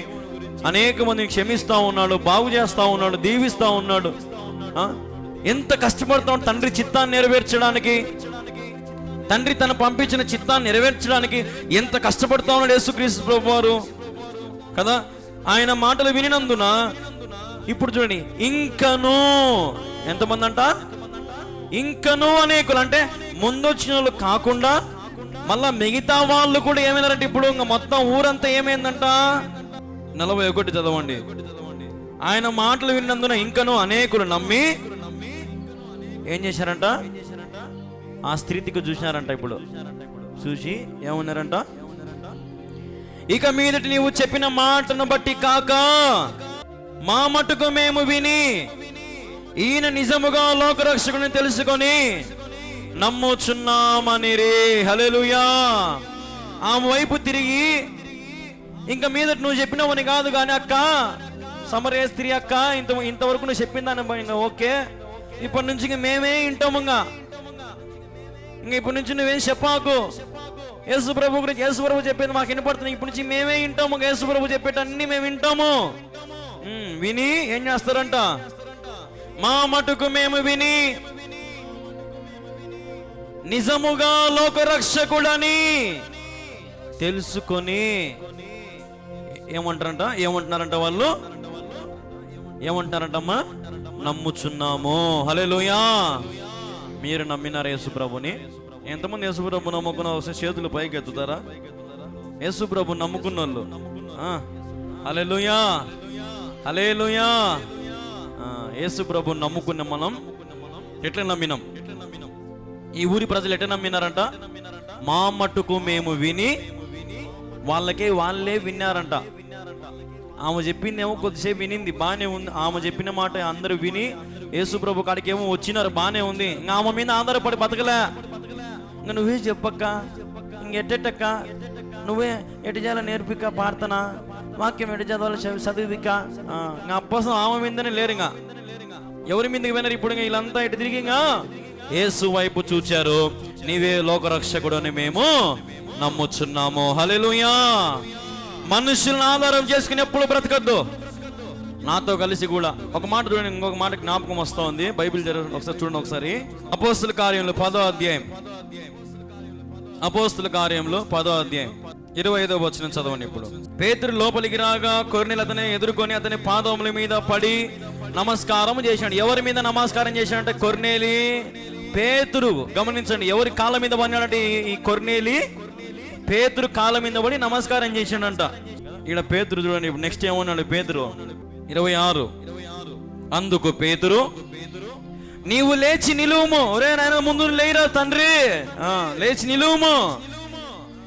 నేను కూడా నరుణ్ణే, నేను కూడా మనిషినిరా నాయన, నా కాళ్ళ మీద పడతావేంద్రా నువ్వు? అతనిని లేవనెత్తి అతనితో మాట్లాడుచు లోపలికి వచ్చి అనేకులు కూడినట చూచి, చాలు, పేతురును కాళ్ళ మీద పడుతానే దేవుడు దీవించును గాక నిన్ను. అయినలే, నేను కూడా మనిషినే నాయనా, నా కాళ్ళ మీద పడితే నీకేమొస్తుంది? మనుషులు ఆశీర్వదించలేరు తెలుసా మీకు? అసలు వాస్తవం చెప్పాలంటే, ఒరే అమ్మ నాయన దీవెనలు తీసుకోరా, అబ్బ దీవెనలు తీసుకోరా, జేజీ దీవెనలు తీసుకోరా, అవ్వ దీవెనలు తీసుకోరా, అక్క దీవెనలు తీసుకోరా, అందరి దీవెనలు తీసుకున్నాక రెండు చెప్పినాక వాళ్ళు ఎవడో ఒకరు అంటాడు, చూసి అంత హెచ్చులింది అది కాదు. ఆశీర్వదించిన నోటితో ఆశీర్వదించారు, మళ్ళీ అదే నోటితో ఏం చేస్తారు మళ్ళీ వీళ్ళే. కానీ దేవుడు అటు చేయుడు. ఆయన పాదములు చెంత చేరిన ప్రతి ఒక్కరైనా దీవించి ఆశీర్వదించును గాక. హల్లెలూయా. దేవుని పాద పద్మముల చెంత మనం చేరాలా. మనుషుల పాదాలు పట్టుకోవడం కాదు, అయ్యయ్యని అనుకోవడం కాదు. దేవుని అంటే అడగండి, దేవుని పాదాలు చెంత అంటూ ఉండండి. ఆ సమరయ స్త్రీ తన కుండని విడిచిపెట్టింది, నువ్వెప్పుడు విడిచిపెడతావు? బాప్తిజం తీసుకుని ఇంకా విడిచిపెట్టలే నువ్వు. అదే కుండను మోసుకుంటాను, ఇంకా అదే పాపాన్ని మోసుకుంటూ తిరుగుతూ ఉన్నావు. అందరు నిన్ను చూసి ఆ జుర్రా చర్చి బల్ల తీసుకుంటుంది, మళ్ళీ కుండ మోసుకొని పోతాం జుర్రా అప్పసము. ఏం ప్రయోజనం? నువ్వు బాప్తిజం తీసుకొని బల్ల తీసుకొని నీ కుండను దేవుని దగ్గర విడిచిపెట్టావా? ఆ సమరయ స్త్రీ ఊరి ప్రజలందరినీ తీసుకొని ప్రభు దగ్గరికి తీసుకొస్తా ఉంది. నువ్వు తీసుకొస్తున్నావా దేవుని దగ్గరికి నీ వారిని, నీ ప్రజలను? ఊరి ప్రజలంతా ఆమె మాట నమ్మి విశ్వాసం ఉంచినారంట. నీ మాట నమ్మి కొంతమంది అంటారు, నీ మాట కుక్క కూడా నమ్మదు పో అంట. ఏమంటారు? నీ మాట కుక్క కూడా నమ్మదు పోయే తల్లి. అయిపోయా, నీ మాటకి ఇంకా విలువ ఉంటుందా? ఈరోజు మనం అదే గమనించాల్సింది. నీ మాటకు విలువ ఇచ్చే దేవుడు మన దేవుడు. హల్లెలూయా. ఈ సమరయ స్త్రీకి ఆ ఊర్లో ఆ ప్రజలందరి దగ్గర విలువ లేకుండా ఉంటే దేవుడు ఆమె చెప్పిన మాట వినేటట్టు చేసినాడు అందరినీ. అసలు 12 గంటలకు ఆమె రావడం ఏంది, ఆ బావి కాడ ఆ బావికి నీళ్లు చదువుకోవడం ఏంది, యేసుప్రభు అప్పుడే అడిగి రావడం ఏంది, అలసిపోవడం ఏంది, ఇదంతా కథ ఏంది? ఇదంతా దేవుని చిత్తము. హల్లెలూయా. నశించిన దాన్ని వెతికి రక్షించుటకు మనుష్య కుమారుడు ఈ లోకానికి వచ్చాడు. ఒక్క స్త్రీ వల్ల ఊరంతా ఏమైంది? దీవించబడింది, బాగుపడింది ఊరంతా. ఒకవేళ ఆ స్త్రీ ఆడికి రాకపోయి ఉంటే యేసుప్రభు ఆ ఊరికి పోయేవాడు. ఆ స్త్రీ ఆడికి రావడము, బాగుపడము, కుండని విడిచిపెట్టడము, ఆమె ఊర్లోకి పోవడము, ఊర్లో అందరిని తోలుకొని రావడము, యేసుప్రభు వాళ్ళ ఊరికి పోవడము, 2 రోజులు వాళ్ళ ఊర్లో ఉండడము, అందరినీ అనేకులను మార్చి బాగు చేసి క్రీస్తు వైపు తిప్పుకున్నాడు ఆయన. ఒకప్పుడు భేదాలు ఉన్నాయి, యూదులు సమరయులని. కానీ ఇప్పుడు యేసుప్రభు ఆ ఊర్లోకి వచ్చాడు, భేదాలన్నిటినీ కొట్టివేశాడు ఆయన. దేవునికి భేదాలు ఇష్టం లేదు, దేవునికి చిన్న పెద్ద తేడా లేదు. దేవుని దృష్టిలో అందరూ సమానులే. హల్లెలూయా, హల్లెలూయా. ఈరోజు నిన్ను, నీ కుటుంబం ఎందుకు రక్షించాడు దేవుడు? నీ వల్ల నీ బంధువులు మారాలని. ఇప్పుడు ఆ సమరయ స్త్రీ వల్ల ఊరు మారిందా, మారలేదా? మళ్ళీ నువ్వు రక్షణ పొందినావు, బాప్తిజం తీసుకున్నావు, నీ వల్ల మిగతా వాళ్ళ మారాలని లేదా? ఆ సమరయ స్త్రీ తప్పులు మనం చేయకపోవచ్చులే, మనం ఏదో మంచి వాళ్ళమే, నీతిమంతులమే.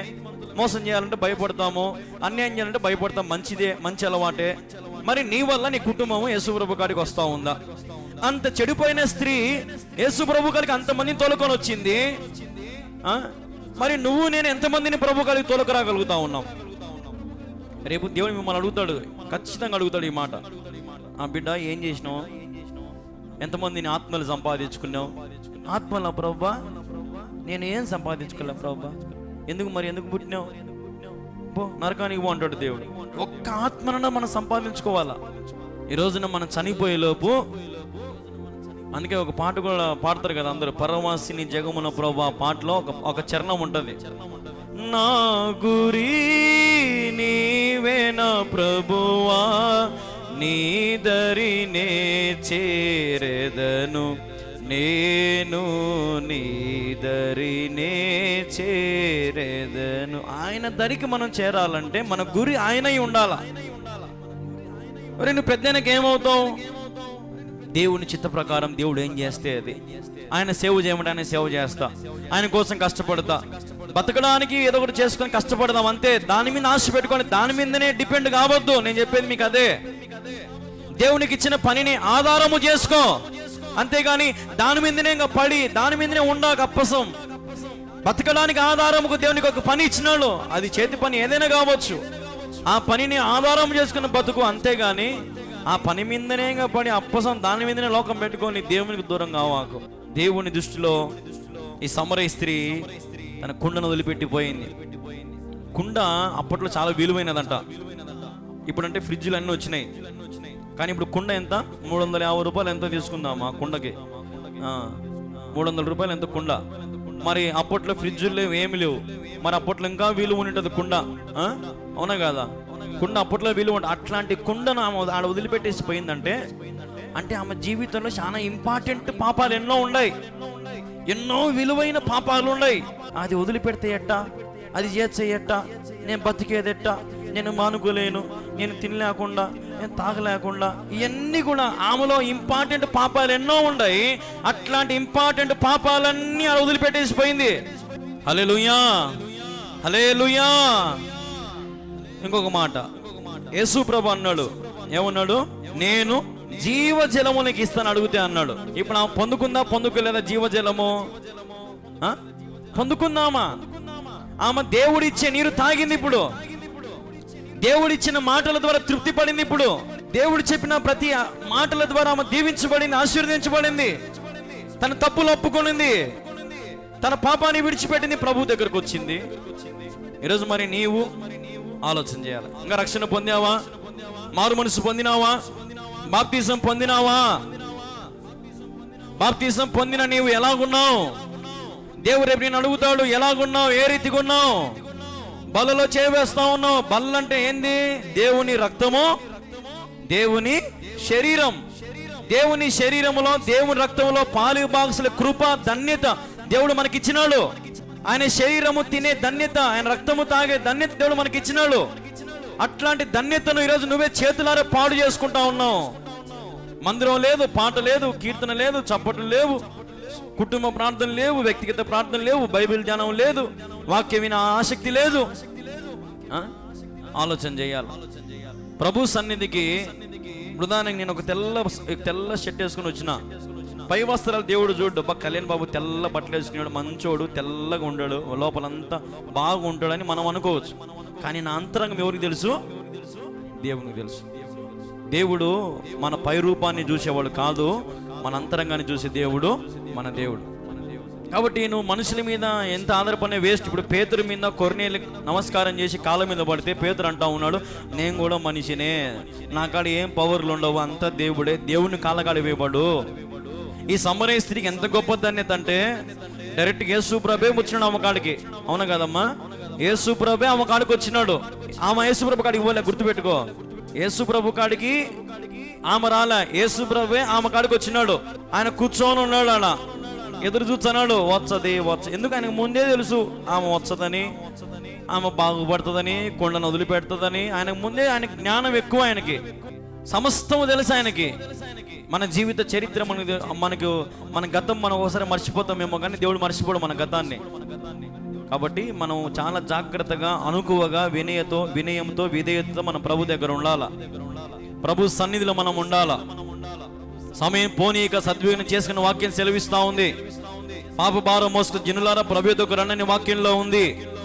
కాబట్టి ఈ రోజున ప్రభు విషయంలో నువ్వు దీవించబడాలంటే ఆ పాపపు స్త్రీ అంత పాపాలు మనం చేయలే, ఆమె చేసినంత పాపాలు మనం చెయ్యము కూడా.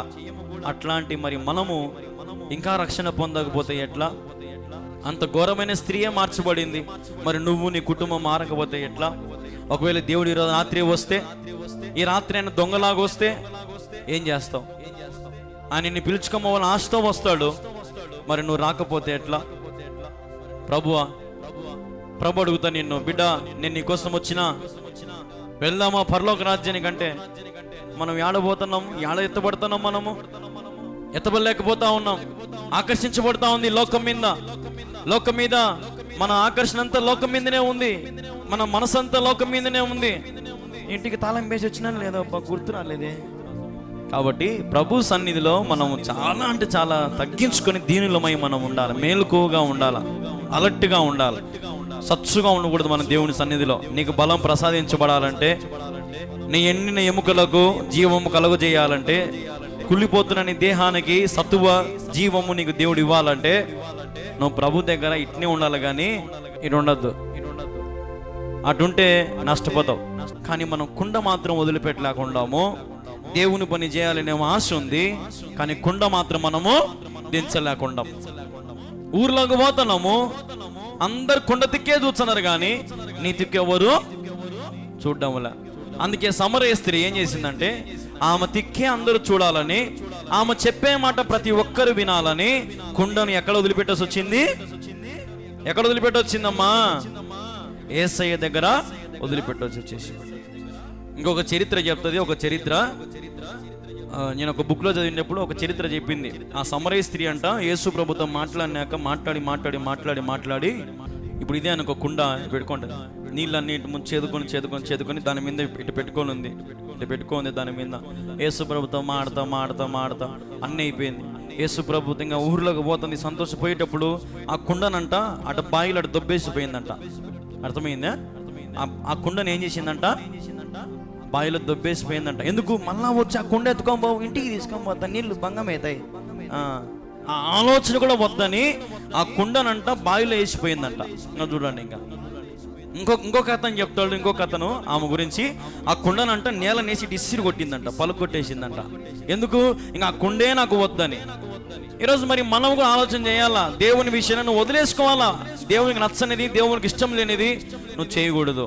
పెళ్ళైతేనే తల్లిదండ్రులు కూతురికి చెప్తారమ్మా, నీ భర్తకు తగినట్టుగా ఉండు, నీ భర్త చెప్పింది మాట బాగా చక్కగా చేసుకో, సంసారం బాగా చేసుకోమా, మాకే చెడ్డ పేరు దేవాకు, బాగుండు, లక్షణంగా ఉండు, భార్య భర్త లక్షణంగా ఉంటే మాకు అదే చాలు అని చెప్తారు ఏ తల్లిదండ్రులైనా, అంతే కదా? భర్త చెప్పిన మాట భార్య వినకపోతే అప్పుడు వాళ్ళిద్దరి మధ్యలో ఏం వస్తూ ఉంటాయి? గొడవలు వస్తూ ఉంటాయి. అదే తల్లిదండ్రులు చెప్పిన మాట కూతురిని భర్త తన భార్యను బాగా ప్రేమించుకుంటూ హత్తుకొని ఒకరినొకరు ఆదరించుకుంటూ ఆ ఇంట్లో గొడవలు వస్తాయా? రావు. ఈరోజు ఇక్కడ జరిగే పరిస్థితి కూడా అదే. నువ్వు నేటితో నీ పాపాన్ని వదిలిపెట్టాయి, నీ ఇంట్లో సంతోషం సమాధానం దేవుడు దయచేస్తాడు. ఈ ఆదివారం దినమున మనం అందరం ప్రభు సన్నిధికి ఎందుకు వచ్చినాము? పని పాటలకు వచ్చినామా? ఆసక్తితో వచ్చినాం మనం. ప్రభు సన్నిధికి ఆశతో వచ్చినాం మనం కదా. ఇప్పుడు ఆమె వచ్చింది యేసు ప్రభు దగ్గరికి ఆశతోనే, కానీ యేసు ప్రభు ఎవరో తెలియదు పాపం. ఈరోజు మీకు తెలిసింది. హల్లెలూయా. ఆమెకు తెలియదు పాపం యేసు ప్రభు గురించి. ఈరోజు మీకు తెలిసింది బాగా యేసు ప్రభు గురించి. తెలుసా తెలియదు? యేసు ప్రభు గురించి తెలుసు. హల్లెలూయా. యేసు ప్రభు గురించి తెలుసుకున్నాం మనం. ఇంకా తెలుసుకోవాలి యేసు ప్రభు గురించి, ఇంకా లోతుగా మనం వెళ్ళాలా. మీరు ఒకటి ఆలోచన చేయండి, ఒక మనుషుని గురించి ప్రపంచమంతా ఈరోజు వాక్యాలు చెప్తానే ఉంటారు పాస్టర్లు. ఒక్క మనుషుని గురించి. ఎవరా మనుషుడు? యేసుక్రీస్తు. ప్రపంచం అంతా ఈరోజు ఆదివారం అంటే క్రైస్తవులందరూ ఎక్కడికి పోయి ఉంటారు? ఇప్పుడు చర్చిలో పోయి కూర్చొని పాటలు పాడి ఓన్లీ జీసస్, యేసుక్రీస్తు ప్రభు గురించి మాత్రమే చెప్తారు ఎక్కడైనా సరే. ఒక వ్యక్తి ఇంతమంది జీవితాలను దీవిస్తున్నాడంటే, ఒక వ్యక్తి ఇంతమంది జీవితాలను మారుస్తా ఉన్నాడంటే, ఒక వ్యక్తి ఇంతమంది జీవితాలను ప్రభావితం చేస్తా ఉన్నాడంటే మరి ఈ దేవుడు ఎంత గొప్పవాడు. అందుకే ఏమనింది కదా, ఏమనింది? యాకోబు కంటే నీవు గొప్పవాడవా అనింది, అనలేదమ్మా? ఇప్పుడు యాకోబు కంటే గొప్పవాడు కాదా మరి యేసు ప్రభు? గొప్పవాడే. యాకోబు ప్రాణం పెట్టాడా? యాకోబు శిలువ మోసాడా? యాకోబు అంటేనే మోసగాడు. కానీ యాకోబు ఇప్పుడు ఏమైనాడు? ఇశ్రాయేలుగా మార్చబడ్డాడు. ఎట్లా మార్చబడ్డాడు ఇశ్రాయేలుగా? దేవుని కృపను బట్టి, దేవుని ప్రేమను బట్టి. హల్లెలూయా. అబ్రహాముకు చాలిన దేవుడు, యాకోబుకు చాలిన దేవుడు, ఇస్సాకుకు చాలిన దేవుడు. నీకు చాలులే, ఇంకా చెయ్యి, పంపు దీవెనలు, పంపు, కురిపించు దేవా దీవెనలు. అందుకే కొంతమంది సంఘాలలో పంపుము దేవా దీవెనాలు, ఎప్పుడు అదే, ఇంకా పంపు తీసుకుంటాం, పంపు తీసుకుంటాం, పంపు తీసుకుంటాం. నువ్వేమిచ్చావు? నా ఆరాధన తీసుకో ప్రభువా, నా ప్రార్థన తీసుకో ప్రభువా, నా అవసరాలు తీర్చు ప్రభువా. పంపుము దేవా దీవెనలు లాంటివి, దేవా దీవెనలు ప్రభు అంటివి, నాకు సహాయం చేయ ప్రభు అంటూ. ఆయనేమో పాపం మంచోడు, సహాయం చేస్తానే ఉంటాడు, ప్రేమిస్తానే ఉంటాడు, అమ్మాని పిలుస్తాడు, అయ్యాని పిలుస్తాడు, ప్రేమతో పిలుస్తాడు. ఆయన ఎన్ని చేసినా కానీ నువ్వు మాత్రం దేవుని వైపు తిరగకోకుండా నీ ఇష్టానుసరైన జీవితం జీవిస్తే నీకు ఏ మేలు కలుగుతుంది? కయ్యోను కోసం దేవుడు దిగొచ్చినాడు. కయ్యోను పాపం ఒప్పుకుంటే దేవుడు క్షమిస్తాడని. హేబేలు నీ తమ్ముని రక్తము నేలను పడి చిందిస్తా ఉంది, నీ తమ్ముని రక్తము నన్ను ప్రార్థన చేస్తా ఉంది, కయ్యోనా ఎందుకు ఈ పని చేసినావు అని అడుగుదామని దేవుడు క్షమాపణ ఇద్దామని వచ్చాడు. కానీ కయ్యోను దేవుని క్షమాపణ అడగలేదు. ఈరోజు చాలా మంది మనం దేవుని క్షమాపణ కోరకలేకపోతా ఉన్నాం. అసలు నాకు పెద్ద అర్థం కాని విషయం ఏంటంటే, మనము క్షమాపణ అడగాలంటే మనకు మనసే రాదు. అవునా కదమ్మా? ఒరే పోయి మనకు క్షమాపణ చెప్పపోరా అంటే చెప్తామా? మనము చెప్పాం. మనకు మనసు రాదు. నేనేం తప్పు చేసినా ముందు వాళ్ళని చెప్పమను, ముందు వాళ్ళు నాతో మాట్లాడమను, మళ్ళీ నేను మాట్లాడతా. ఆయమ్మే నాతో ఇన్నేళ్ళు మాట్లాడలే, ఆయమ్మే నాతో మాట్లాడమను, అదో వాంత నాతో ముందే మాట్లాడమను, అదో నాయన నాతో మాట్లాడమను ముందు కదా. మనకు క్షమాపణ కథే నచ్చదు. క్షమాపణ అడుగుదాము అనే తలంపు రాదు. నాకైతే అటు ఉద్దేశం లేదు. తప్పు చేసి అంత క్షమాపణ అడుగుతా, నాకేం అట్టేం బాధే లేదు. ఎందుకంటే రేపు ప్రభు లెక్క అడుగుతాడు, వాళ్ళకి క్షమాపణ కోరినావా, ఇలా క్షమాపణ కోరినావా అని. నేను వెంటనే నా మనసు ఎంత బాధ అయినా ఉండని, ఒకవేళ నాకు ఏదైనా తప్పు నేను చేసిన అనిపిస్తే క్షమాపణ అడుగుతా, క్షమించండి అని చెప్పేస్తా. ఆడికి నా దోషం పోతుంది, ఇంకా నాకు తలకనే బంతా పోతుంది ఆ మాటతో. కానీ ఈరోజు మనుషులు అడగరు క్షమాపణ. కానీ అడిగితే దేవుడు అంటా ఉన్నాడు, నిత్య జీవం నేను నీకు ఇస్తాను. హల్లెలూయా, హల్లెలూయా. నిత్య జీవం ఇచ్చే దేవుడు మన దేవుడు. నిన్ను ఎత్తుకొని పోయి నిత్య జీవంలో కూర్చోబెట్టి తన సింహాసనం మీద కూర్చోబెట్టుకునే దేవుడు మన దేవుడు. ఇట్లాంటి దేవుడు జగము లేడు. ఇట్లాంటి దేవుడు అసలు నీకు ఎక్కడ దొరకడు. ఇంత శ్రేష్టమైన దేవుడు ఈరోజు నేను రెండు చేతులు చాచి నిన్ను పిలుస్తా ఉంటే, రా బిడ్డ నన్ను కౌగిలించుకో, నా కౌగిట్లో ఉండు, నేను నీతో ఉంటే నీకు క్షేమము, నేను నీతో ఉంటే నీకు ఆదరణ అని దేవుడు పిలుస్తా ఉంటే నువ్వు రాకుండా వెళ్ళిపోతా ఉన్నావు. కానీ ఆ సమరయ స్త్రీ దేవుని యొద్దకు వచ్చింది, దేవుని తెలుసుకుంది, దేవుని గురించి ప్రకటిస్తూ ఉంది, అనేక మందికి రక్షణ కలిగించింది, అనేక మందిని క్రీస్తు వైపు త్రిప్పింది. ఎర్రటి ఎండలో ఈ కథ అంతా జరిగింది. ఆలోచన చేయండి. మనమైతే అసలు రోంచేపన్న మనము దేవునితో గడపడానికి కూడా మనము ఎన్నో అనుకుంటా ఉంటాం. ఈమె మరి ఎర్రటి ఎండలో యేసుప్రభు కాడికి వచ్చి, మళ్ళీ ఎర్రటి ఎండలో ఊర్లోకి పోయి, ఎర్రటి ఎండలో ప్రజలందరినీ తొలుకొని యేసుప్రభు కాడికి వచ్చి, మళ్ళీ యేసుప్రభుతో అందరూ కూడా ఆయన వేడుకున్నారంట, 2 రోజులు మా ఇంటికాడికి రాని. ఆ రోజు రాత్రి యేసుప్రభు వాళ్ళ ఊరికి పోయినాడు. మరుసటి రోజు ఉన్నాడు, మళ్ళీ ఊరు ఖాళీ చేసి పోయినాడు. 33.5 సంవత్సరం, గమనించండి, 33.5 సంవత్సరం సేవ చేసింటే యేసుప్రభు 2 రోజులు సమరయ గ్రామంలోనే ఉన్నాడు ఆయన. అంటే 2 రోజులు ఎంత విలువైనవి దేవుని డేట్స్, ఎంత విలువైనవి. అట్లాంటిది వచ్చి ఎక్కడున్నాడు దేవుడు? ఒక పాపపు తలంపులు ఉన్నటువంటి గ్రామంలో, పాపపు ఆలోచనలు ఉన్నటువంటి ఊరిలో, అట్లాంటి ఊరిలో యేసుప్రభు నివాసము చేశాడు. ఈరోజు ఆయన నీ హృదయంలో కూడా నివాసము చేయునుగాక. నీ హృదయంలో యేసుప్రభు నివాసం చేయాలి. మన హృదయం ఎంత రోతదైనా, మన తలంపులు ఎంత చెడ్డవైనా, మన ఇంట్లో ఎంత అపరిశుద్ధంగా ఉన్నా, మన ఆలోచన ఎంత అపవిత్రంగా ఉన్నా, దేవుడు అంటా ఉన్నాడు, నేను ఈరోజు నీతో నివాసం చేస్తా, నీతో ఉంటా, నేను నీకు సహాయం చేస్తా, నేను ఆదరిస్తా, నేను పోషిస్తా, నేను కాపాడుతా నేనని దేవుడిని ఎన్నిసార్లు నిన్ను ఈరోజు పిలుస్తా ఉన్నాడు. నీ హృదయంలోకి రావాలని ఆయనను వేడుకో. ఇక్కడ గ్రామ ప్రజలందరూ ఆయన ఏం చేశారంట? ఆయన సమరయ పట్టణంతా ఆయన ఏం చేశారంట? వేడుకున్నారంట. ఈరోజు మనం కూడా ఏం చేయాలి? దేవుణ్ణి వేడుకోవాలా. నేను నీకు ఇచ్చా, నాకు బాగు చేయి, నీకు ఫ్యాన్ ఇచ్చా. ఎవరికి కావాలి నీ ఫ్యాను, నీ లైట్లు? ఆయనకు లేవా? ఆయన కొనలేడా? ఆయన జ్ఞానం లేదా? ఆయన పంపలేడా? ఏంది నాకు అజ్జయ్ చర్చిలకు బీరువా ఇచ్చా, నువ్వు నాకు అజ్జయ్ చక్కెర తెచ్చి పెడతా, నాకు అజ్జయ్ వచ్చే వారం భోజనాలు పెట్టించా, నాకు ఇజ్జయ్ ఏం వ్యాపారమా దేవునితో, బిజినెస్సా నువ్వు దేవునితో చేసేది? దేవునికి లేక నీ కాడ అడుక్కుంటున్నాడా? నువ్వు ఇచ్చేది పెద్ద ఏదో ఘనమైనది, దేవుడు దాన్ని సంతోషపడతాను అనుకుంటున్నావా? దేవుడిచ్చిన దాంతో నువ్వు సంతోషపడు ముందు. హల్లెలూయా. యాకోబు కంటే గొప్పవాడు దేవుడు, అబ్రహాము కంటే గొప్పవాడు దేవుడు, అందరికంటే, నీకంటే, నాకంటే, మన పితరుల కంటే మన యేసుక్రీస్తు ప్రభువారు ఉన్నతమైన వాడు, గొప్పవాడు. ఆయనకి ఇచ్చేంత మన దగ్గర లేనప్పుడు మనం వేడుకొని, ఇప్పుడు అలా ఇంకొక మాట గమనించండి, శిష్యులందరూ కూడా అన్నం తెచ్చి ఆహారం తెచ్చి ఏమన్నారంట? ఇదే యేసుప్రభువా నీ భాగం తెచ్చినాం తిను ప్రభువా అని అన్నారా అన్నమాట? వేడుకున్నారంట. అయ్యా తినయ్యా, భోజనం తెచ్చి తినయ్యా. ఈరోజు మనం తెచ్చే కానుక అది 10 రూపాయలు కానీ, 50 రూపాయలు కానీ, 100 కానీ, 5,000 కానీ, 5 లక్షలు కానీ, అది ఎంతైనా సరే నువ్వు ప్రభువుకి ఏమి ఇచ్చినా, రూపాయి ఇచ్చినా కానీ, ప్రభా ఈ కానుకను తీసుకో ప్రభా, ప్లీజ్ ప్రభా, తీసుకొని దీవించు ప్రభా, అది నువ్వు చేయాల్సింది. హల్లెలూయా, హల్లెలూయా. ఇప్పుడు ఆ సమరయ స్త్రీ బాగుపడింది, పోయి ఇంట్లో లక్షణంగా ఉండొచ్చు, కానీ ఆమె బుద్ధి అది కాదు. నన్ను బాగుపరిచిన దేవుడు అనేకులను బాగుపరుచునుగాక, అట్లాంటి ఉద్దేశం ఆమెది. ఈరోజు కళ్యాణ్ బాబు ఉద్దేశం అదే, నీ ఉద్దేశం కూడా అదే అయి ఉండాలా.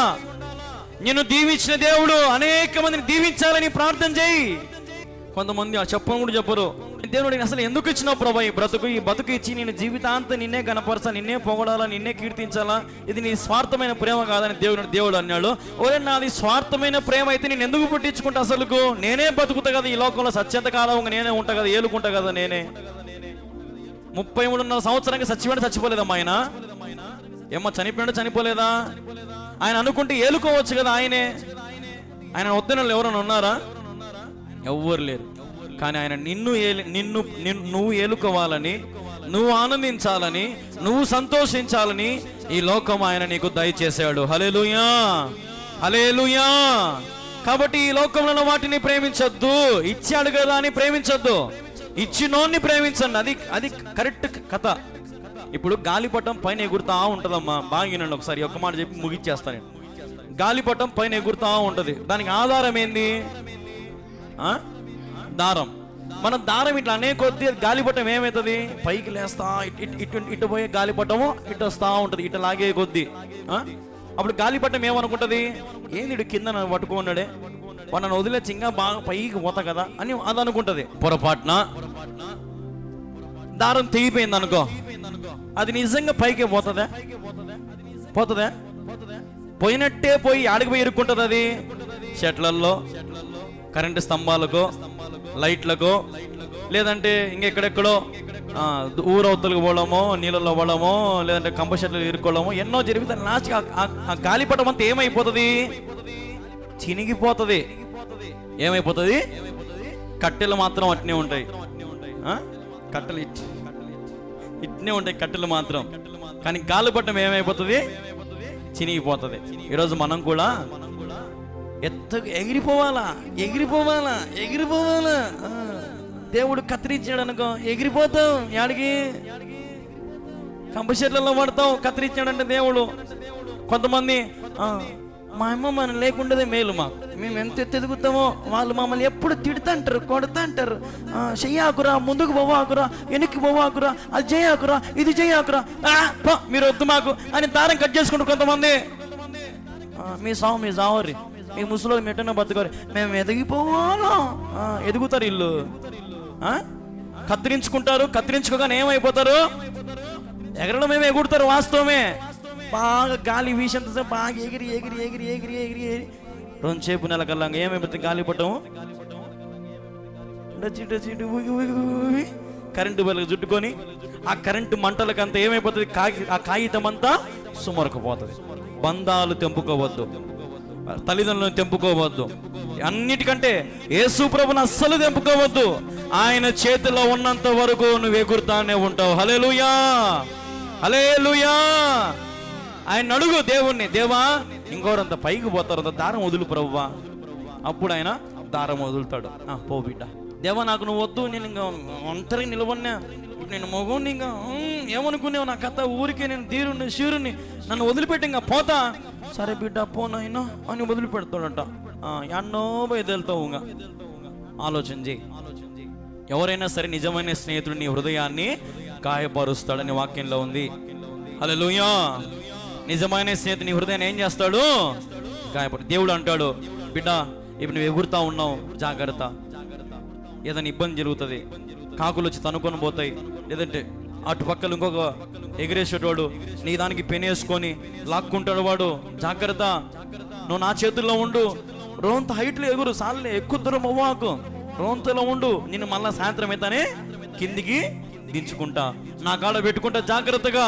మళ్ళా పొద్దున్న నువ్వు అందుకని గాలి వచ్చిన మళ్ళీ నేను ఎగరేస్తా, అప్పుడు మళ్ళీ ఎగరేద్దులే. అంతేగాని అప్పసం గాల్లో ఉండాలని కోరకవాకునైనా వేరే వాడు వచ్చి నేను ఎత్తుకొని పోతాడు, వేరే వాడు వచ్చి నేను పెనేసుకుని వాడిని నీకు గాలిపట్టం వాడు దొంగతనం చేసేస్తాడు. ఆలోచన చేయనైనా. ఈరోజు మన జీవితం కూడా గాలిపట్టం లాంటిదే. ఎగరాలని ఆశపడతా ఉన్నావు, కానీ దేవుని చేతిలో ఉంటే నీవు ఎగురుతావు. అర్థమవుతుంది నేను చెప్పేది? నీ సొంత తలంపులతో సొంత తలంపులు సొంత ఆలోచన నువ్వు ఎగరలేవు. తల్లిదండ్రులు అన్నా చెప్తారు నీకు, అరే నాయన ఇది చేయరా, అది చేయరా, అట్లా చేయరా, ఇట్లా చేయరా, మా అనుభవంతో చెప్తున్నాము, అట్ట పోరా, ఇట్లా పోరా, ఆ పని చేయి, ఆ ఉద్యోగం చేయి, బాగా సంపాదించుకో, బాగా కష్టపడు, దీవించబడతావు, భార్యను బాగా చూసుకో, బిడ్డలను బాగా చూసుకో అని చెప్తారు వీళ్ళు తల్లిదండ్రులు. అంతేగాని మోసం చేయి, దొంగతనం చేయి, వ్యభిచారం చేయి, అన్యాయం చేయి ఈ చెప్తారా తల్లిదండ్రులు? చెప్పరు. కానీ వీళ్ళు ఏం చేస్తారు? అప్పసం ఏంది మా నీ నస, అప్పసం ఏంది నాయన నీ నస, ముసలోడా. దేవుడు ఈర్ష్యపడతాడా? దేవుడు అసూయ పడతాడమ్మా మీరు ఎదుగుతే? నాకు అర్థం కాదు. తల్లిదండ్రులు అసూయ పడతారా? ఎవరు అసూయ పడరు. నీకు నువ్వే అనుకుంటావు అంత అంత వచ్చే ఏదైనా అంత చేసుకుంటే చేతులు ఏం కా చేతులు ఎత్త పైకి వినయే. ఇప్పుడు బండి తోలుతాడు, బండి తోలేటప్పుడు ఇటుంటాయి చిన్న బండి ఎక్సెల్లో లూనానో ఇటుంటాయి చేతులు ఇట. అదే పెద్ద బండి ఇచ్చినాం అనుకో ఇటు పోతాడు. ఏమరా చేతులు అట్ట పైకి లేచినాయి, ఏమరా అట్నే దోలాలే మామ, నీకు తెలియదు కానీ అట్నే దోలాలయ్యా. అటుంది ఇప్పుడు పరిస్థితి, లోకం. కాబట్టి ఈ లోకంలో నువ్వు దేవుని చిత్తం లేకుండా, దేవుని ప్రణాళిక లేకుండా నువ్వు ఎంత దూరానికి వెళ్ళలేవు. సమరయ స్త్రీ మాదిరి సమస్తాన్ని విడిచిపెట్టుకొని ప్రభువు దగ్గరికి రా. ప్రభు నిన్ను దీవించి ఆశీర్వదిస్తాడు. హల్లెలూయా. ప్రభు చేతుల్లో ఉండు, నీ కుటుంబాన్ని దీవిస్తాడు. ఆయన నీ ఇంటికి వస్తాడు. సమరయల ఊరికి వెళ్ళి అక్కడ 2 రోజులు నిన్న దేవుడు ఈరోజు నీ ఇంటికి కూడా దేవుడు వస్తాడు, నీ ఊర్లో కూడా దేవుడు ఉంటాడు. హల్లెలూయా, హల్లెలూయా. కాబట్టి ఆలోచన చేసుకొని నేను చెప్పిన మాటలు బాగా గమనించుకొని జ్ఞానంగా ఆలోచన చేయండి ఒకసారి. ప్రభువుకు మించిన దైవం ఈ లోకంలో ఎక్కడి చూసినా లేదు. ప్రభువే మనకు దైవమై ఉన్నాడు. హల్లెలూయా. యెహోవా నా కాపరి, నాకు లేమి కలుగదు. నీకు లేమి కలగదు. ఎందుకంటే మన కాపరి ఎవరంట? దేవుడే. యెహోవా దేవుడు, తండ్రిని దేవుడు మనకు కాపరై ఉన్నాడు. కాబట్టి మన కాపరి మనకు ఉండగా నీకే ఇబ్బంది. తండ్రి చచ్చిపోతే ఆ కుటుంబానికి ఎంతో విలువ ఉంటుందా? ప్రపంచంలో ఉంటుందమ్మా. కానీ ఆ తండ్రి ఉన్నంత కాలము ఏం చేస్తాడంటే భార్యను పోషిస్తాడు, బిడ్డలను పోషిస్తాడు, పెళ్ళిళ్ళు చేస్తాడు. వాళ్ళకి పెళ్ళిళ్ళు చేసినాక అనేకమైన రకాలుగా ఆలోచన చేస్తాడు, వాళ్ళకి ఎన్నో కొన్ని సమకూరుస్తూ ఉంటాడు. కానీ ఒకవేళ తండ్రి చనిపోతే ఆ కుటుంబం పరిస్థితి ఏమో. ఈరోజు చాలా మంది దేవుని విడిచిపెట్టి అట్లాగే బతుకుతూ ఉన్నారు. నాయన లేకుండేదే మంచిది. ఎప్పుడు చచ్చవురా నువ్వు? చచ్చే మేము బాగుపడతాం కదా.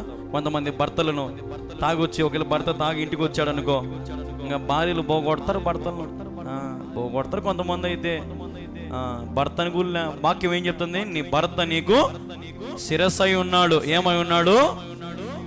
తాగుబోతాడు నీ శిరస్సు కాకుండా పోతాడా? తప్పుడు వ్యవహారాలు చేసాడు నీ శిరస్సు కాకుండా పోతాడు. ఎట్టాంటోడనే కానీ దేవుడు నీకు భర్తగా ఇచ్చినాక అతడు నువ్వు ఏం చేయాలంట? నీ శిరస్సుగా పెట్టుకోవాలి. అంతే నీ బాధ్యత. దేవుడు చెప్పినట్టుగా చేయి, అంతే. ఇంక వేరే ఆలోచనలు పెట్టుకోవద్దు, చెప్పుడు మాటలు వినొద్దు. నీ భక్తిని బట్టి, నీ విశ్వాసాన్ని బట్టి నీ భర్త ఆటోమేటిక్గా మారుతాడు. ఒకనొక రోజున అబ్బా నేను ఎన్ని తప్పులు చేసినా నా భార్య నన్ను ఎత్తి మీదనే పెట్టుకుందిరా, ఇట్లాంటి భార్య ఇంకా నాకు ఆడ దొరుకుతుందిరా నాయన, ఈ భార్యను అనవసరంగా మోసం చేసినారా నేను అని ఆ భార్యని ప్రేమిస్తాడా? ప్రేమించడా?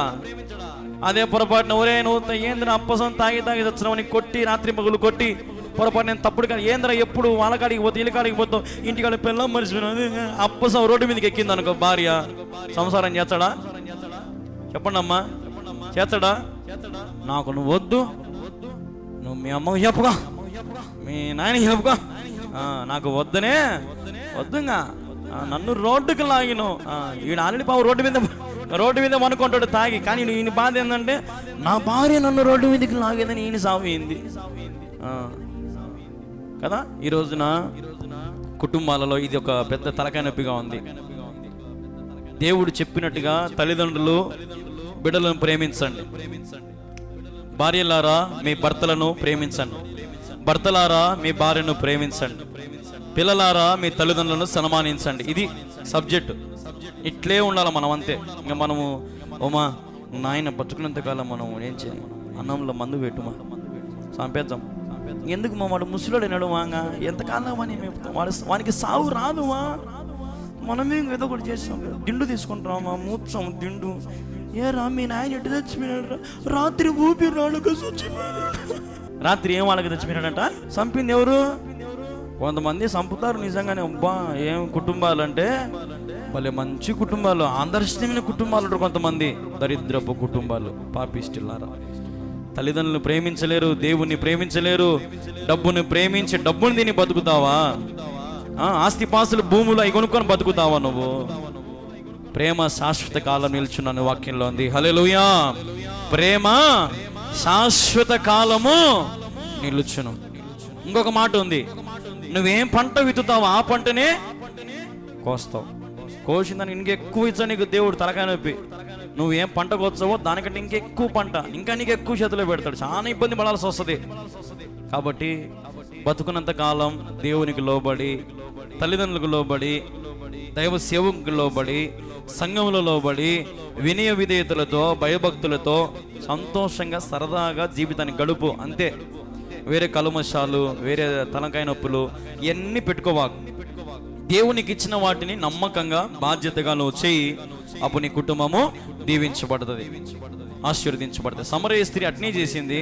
తన వారిని అందరినీ విడిచిపెట్టేసింది, 6 మంది మొగులను విడిచిపెట్టేసింది, ఇంకా పాపాన్ని వదిలిపెట్టేసింది. దేవుడు చెప్పినట్టుగా బతికింది. ఊరి ప్రజలందరూ ఆమె మాట విని యేసు ప్రభు మీద విశ్వాసం ఉంచినారంట. హల్లెలూయా. ఆమె మాట విన్నారంట, అది పెద్ద సంగతి. అట్లాగా నీ మాట కూడా నీ వాళ్ళు వినాలా, నీ మాట కూడా నీ ప్రజలు వినాలా. ఆలోచన చేయండి. ఈరోజు ఎంతో మంది ఈ రీతిగా బ్రతుకుతా ఉన్నారు, లోక తలంపులతో, లోక ఆలోచనలతో. ఇటీవల కాలంలోనే ఒక వ్యక్తి, ఒక తల్లి చనిపోతే ఆ తల్లి శవంని కార్లకు ఎక్కించుకొని ఆ తల్లికి కర్మ అవన్నీ చేయకోకుండా ఆస్తి పత్రికలు అవన్నీ అగ్రిమెంట్లు కొనుక్కొచ్చి తెచ్చి సంతకాలన్నీ పెట్టేసుకొని అన్నీ చేసేసి అమ్మ చచ్చిపోయి శవము గంట సేపు వరకు ఏలుముద్ర పని చేస్తుంది అనమాట. గంట సేపు వరకు, చచ్చిపోయిన గంట సేపు వరకు. అమ్మ ఇప్పుడు ఈ కథ చెప్తే మళ్ళీ తలకాయ నొప్పి. చచ్చిపోయిన గంట తర్వాత కూడా ఏలుముద్రలో పని చేస్తే అంటే మీరు చేశారు తల్లి, మళ్ళీ నా మీదకి వచ్చారు. ఏలుముద్ర వేసుకున్నాడంట. వేసుకునేది ఎవరు తీసినాడు తెలుసా? డ్రైవరు సంఖలోంచి ఇటు సెల్లు పెట్టుకొని ఇటు సెల్లులో వీడియో అంతా తీసి పెట్టినాడు. అది నెట్లోకి వచ్చింది, కొడుకు మీద కేసు అయింది. నీ పాపము ఎవరో ఒకరి కంట్లో పడుతుంది. ఒకవేళ మనుషుల దగ్గర నీ పాపం బయటకు పడకపోయినా ఎవరి దగ్గర బయటపడుతుంది? దేవుని దగ్గర బయటపడుతుంది. కాబట్టి చాలా జాగ్రత్తగా ఉండు. మన పొద్దుటూరులోనే ఒక సేవకుడు ఉన్నాడు. ఆ సేవకునికి 1500 రూపాయలు డబ్బులు దొరికింది. ఏటీఎంలో కార్డు పెట్టి డబ్బులు తీయగానే ఎవరితో ముందు వచ్చిన వాళ్ళది 1500 డబ్బులు బయటకు వచ్చిందంట. నువ్వు నేనైతే దొరికింది లెక్క, నువ్వు నేనైతే ఇంకా దొరికింది డబ్బులు, ఇంకా బిర్యానీ కొనుక్కుందాం, పోత కొనుక్కుందాం అంతే కదా. కానీ ఆ సేవకుడు అంట ఆ 1500 డబ్బులు తీసుకొని బ్యాంక్ దగ్గర పోయి బైబిల్ చేత పట్టుకొని, మళ్ళా మామూలుగా పోలే, బైబిల్ చేత పట్టుకొని, సార్ ఈరోజు ఏటింగ్ పోయినా పలానా టైంలో పలానా రోజున పోయింటే నాకు అలా 1500 డబ్బులు దొరికింది, ఇదిగో సార్ నా ముందు ఎవరు వచ్చినారో కనుక్కొని వాళ్ళకి డబ్బులు అని అంటే మొత్తం అకౌంట్లో కంప్యూటర్లో కొట్టి తీసింటే అతను ఆల్రెడీ వచ్చి, అతని పేదవాడంట. ఆ డబ్బులు రాసిన పేదవాడు ఏదో దేనికోసం చేయబోయి చేతగాక, డబ్బులు తీసుకునే చేతగాక మర్చిపోయి వెళ్ళిపోయినట్టంగా. అది డబ్బులు మళ్ళీ వచ్చింది. అతనికి ఫోన్ చేసి పిలిపించినారు. అతను మధ్యాహ్నం 4 గంటలకు వచ్చినాడు. వాళ్ళిద్దరు ఫోటో దిగినారు. అతను ఒక మాట చెప్పినాడు, అది అప్పట్లో పేపర్కి వచ్చింది ఆ మాట. ఆయన హిందూ, ఒక అన్యజనుడు. ఆయన ఏమంటాడు తెలుసా? ఇంత చిన్న డబ్బు 1500 కూడా మీరు క్రైస్తవులు ఇంత నమ్మకంగా తెచ్చిచ్చినారంటే పెద్ద దేవుడు బా, మీ దేవుడు నిజంగా, మీ దేవుడు నిజమైన దేవుడు. చూడండి, ఒక అన్యుని దగ్గర ఏం పొందుకున్నాడు ఈ సేవకుడు? సాక్ష్యం పొందుకున్నాడు. మనం అట్ట ఎప్పుడైనా తిరిగి ఇచ్చినామా? ఆటోలలో ఎంతమంది పెళ్లిళ్ళకి కొనే బంగారు దొరికింటది, కొంతమందికి ఇచ్చారా? ఈయనకి సర్టిఫికేట్లు దొరుకుతాయి, రోడ్ల మీద పడితే ఇచ్చారా? ఇయ్యరు. ఏదైనా చిన్న 100 రూపాయలు కింద పడి తీసి తక్కువ కనీసం వచ్చి అడుగుతాడు, ఉన్నాడు ఏమన్నా అది 100 రూపాయలు లెక్క పడింది ఏమన్నా చూసినావు అంటే, అబ్బే మేము సున్నే మాకు తెలియనే తెలియదు. ఇవన్నీ కూడా దేవుడు రేపు అడుగుతాడు. కాబట్టి కొంచెంలో నమ్మకం ఉన్నవాడు బలా నమ్మకమైన మంచి దాసుడా. హల్లెలూయా. అందరూ చెప్పండి ఒకసారి గట్టిగా, హల్లెలూయా, హల్లెలూయా. కొంచెములో నమ్మకం ఉండేవాడిని దేవుడు తప్పక దీవిస్తాడు. దేవుడు దీవించాలంటే సమరయ స్త్రీలాగా నీ పాత్రను వదిలిపెట్టేసి ప్రభు దగ్గరికి వచ్చేయి. ఇంకా వదిలిపెట్టేసి లోకంలో తలంపులు వదిలిపెట్టే, ఆలోచన వదిలిపెట్టే. దేవుడు ఏమిచ్చినా నీ మేలు కోసమే చేస్తాను. నేను ఆ గాలిపట్ట మాదిరి ఎగిరించాలని ఆశపడతాడు ఆయన. కాబట్టి ఆలోచన చేసుకొని ప్రభు దగ్గరికి రా. ప్రభు నేను హెచ్చించి దీవించునుగాక. ఆమేన్.